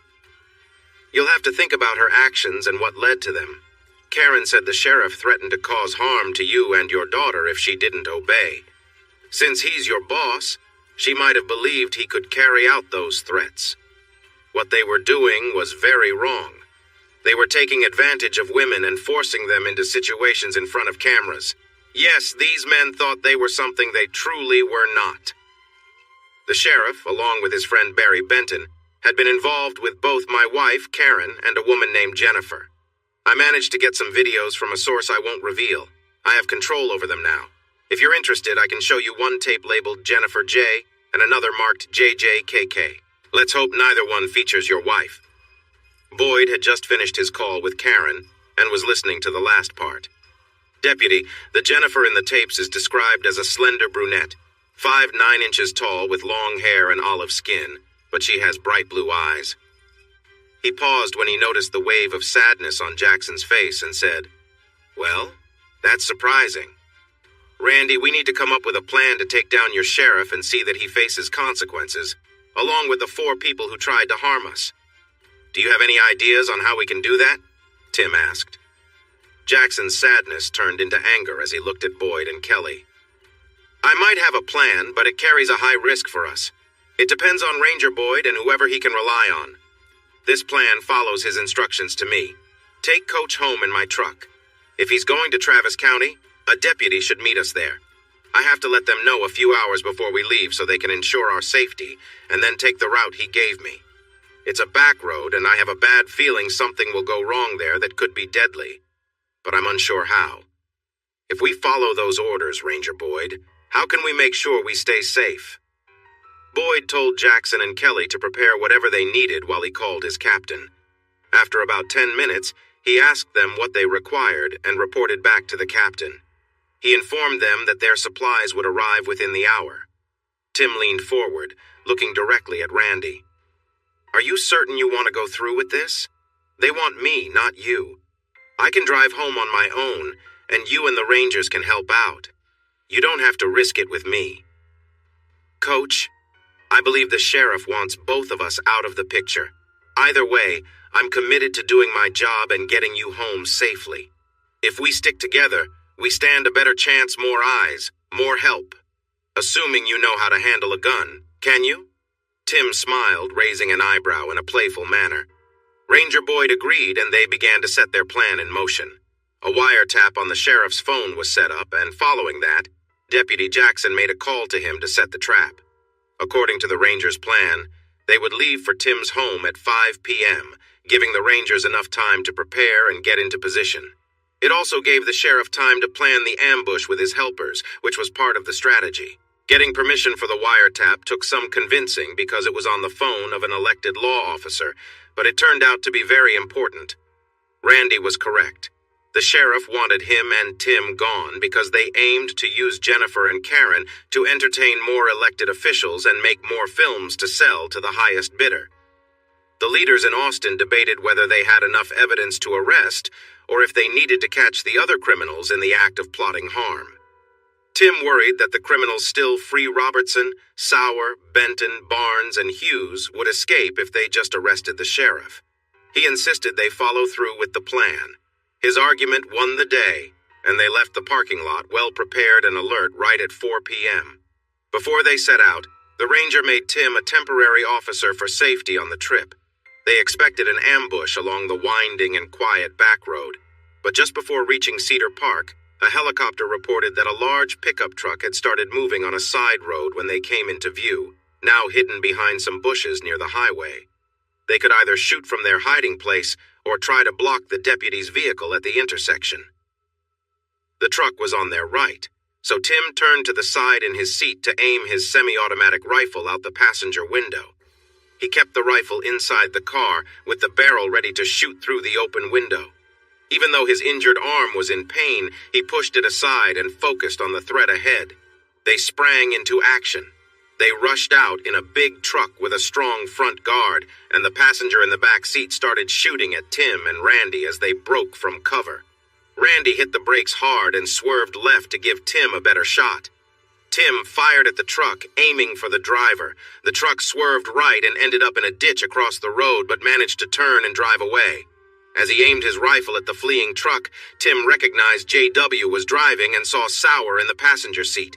The gunman ducked inside when bullets hit the truck, but Tim and Randy caught a glimpse of Barnes. The truck raced off and turned right a little further down the road. Randy backed up to the intersection and made a sharp turn before speeding after them. The helicopter warned that backup would arrive in 5 minutes and advised them not to engage until help was there. In just a minute, the helicopter reported that the truck was parked at a shopping center near Highway 620. Then they heard, "Oh no! They have guns and are shooting at us! Pulling back! Pulling back!" Randy quickly drove to the back of the shopping center. They got out of the vehicle, each carrying a shotgun and another type of gun, and moved around the side. They saw the truck parked in the middle of the lot, but there was no one around. A police car with 2 officers arrived from the other side, blocking the exit, and they took cover behind their car. Another ranger arrived, followed by another police car with 2 local officers. They joined Randy and Tim, warning them to stay back as they moved through the parking lot toward the truck. They confirmed it was empty and began a careful search of the 30 or so other cars in the lot. Randy rushed into the nearest store and asked if anyone had seen the people from the truck shooting at the helicopter. He found out that all 6 people in the store had witnessed the event. They excitedly explained how the 5 men split up, with 2 getting into a black pickup and the other 3 into a dark Mercedes. Randy hurried back to his car and radioed this information, asking for a bulletin on the vehicles and warning that they should be considered dangerous. Tim stood outside, shaking with anger. Those guys had gotten away again. Thanks for watching this video. Don't forget to subscribe to Infidelity Plus to stay updated with more captivating tales of infidelity and payback. Turn on notifications so you're the first to see our latest content.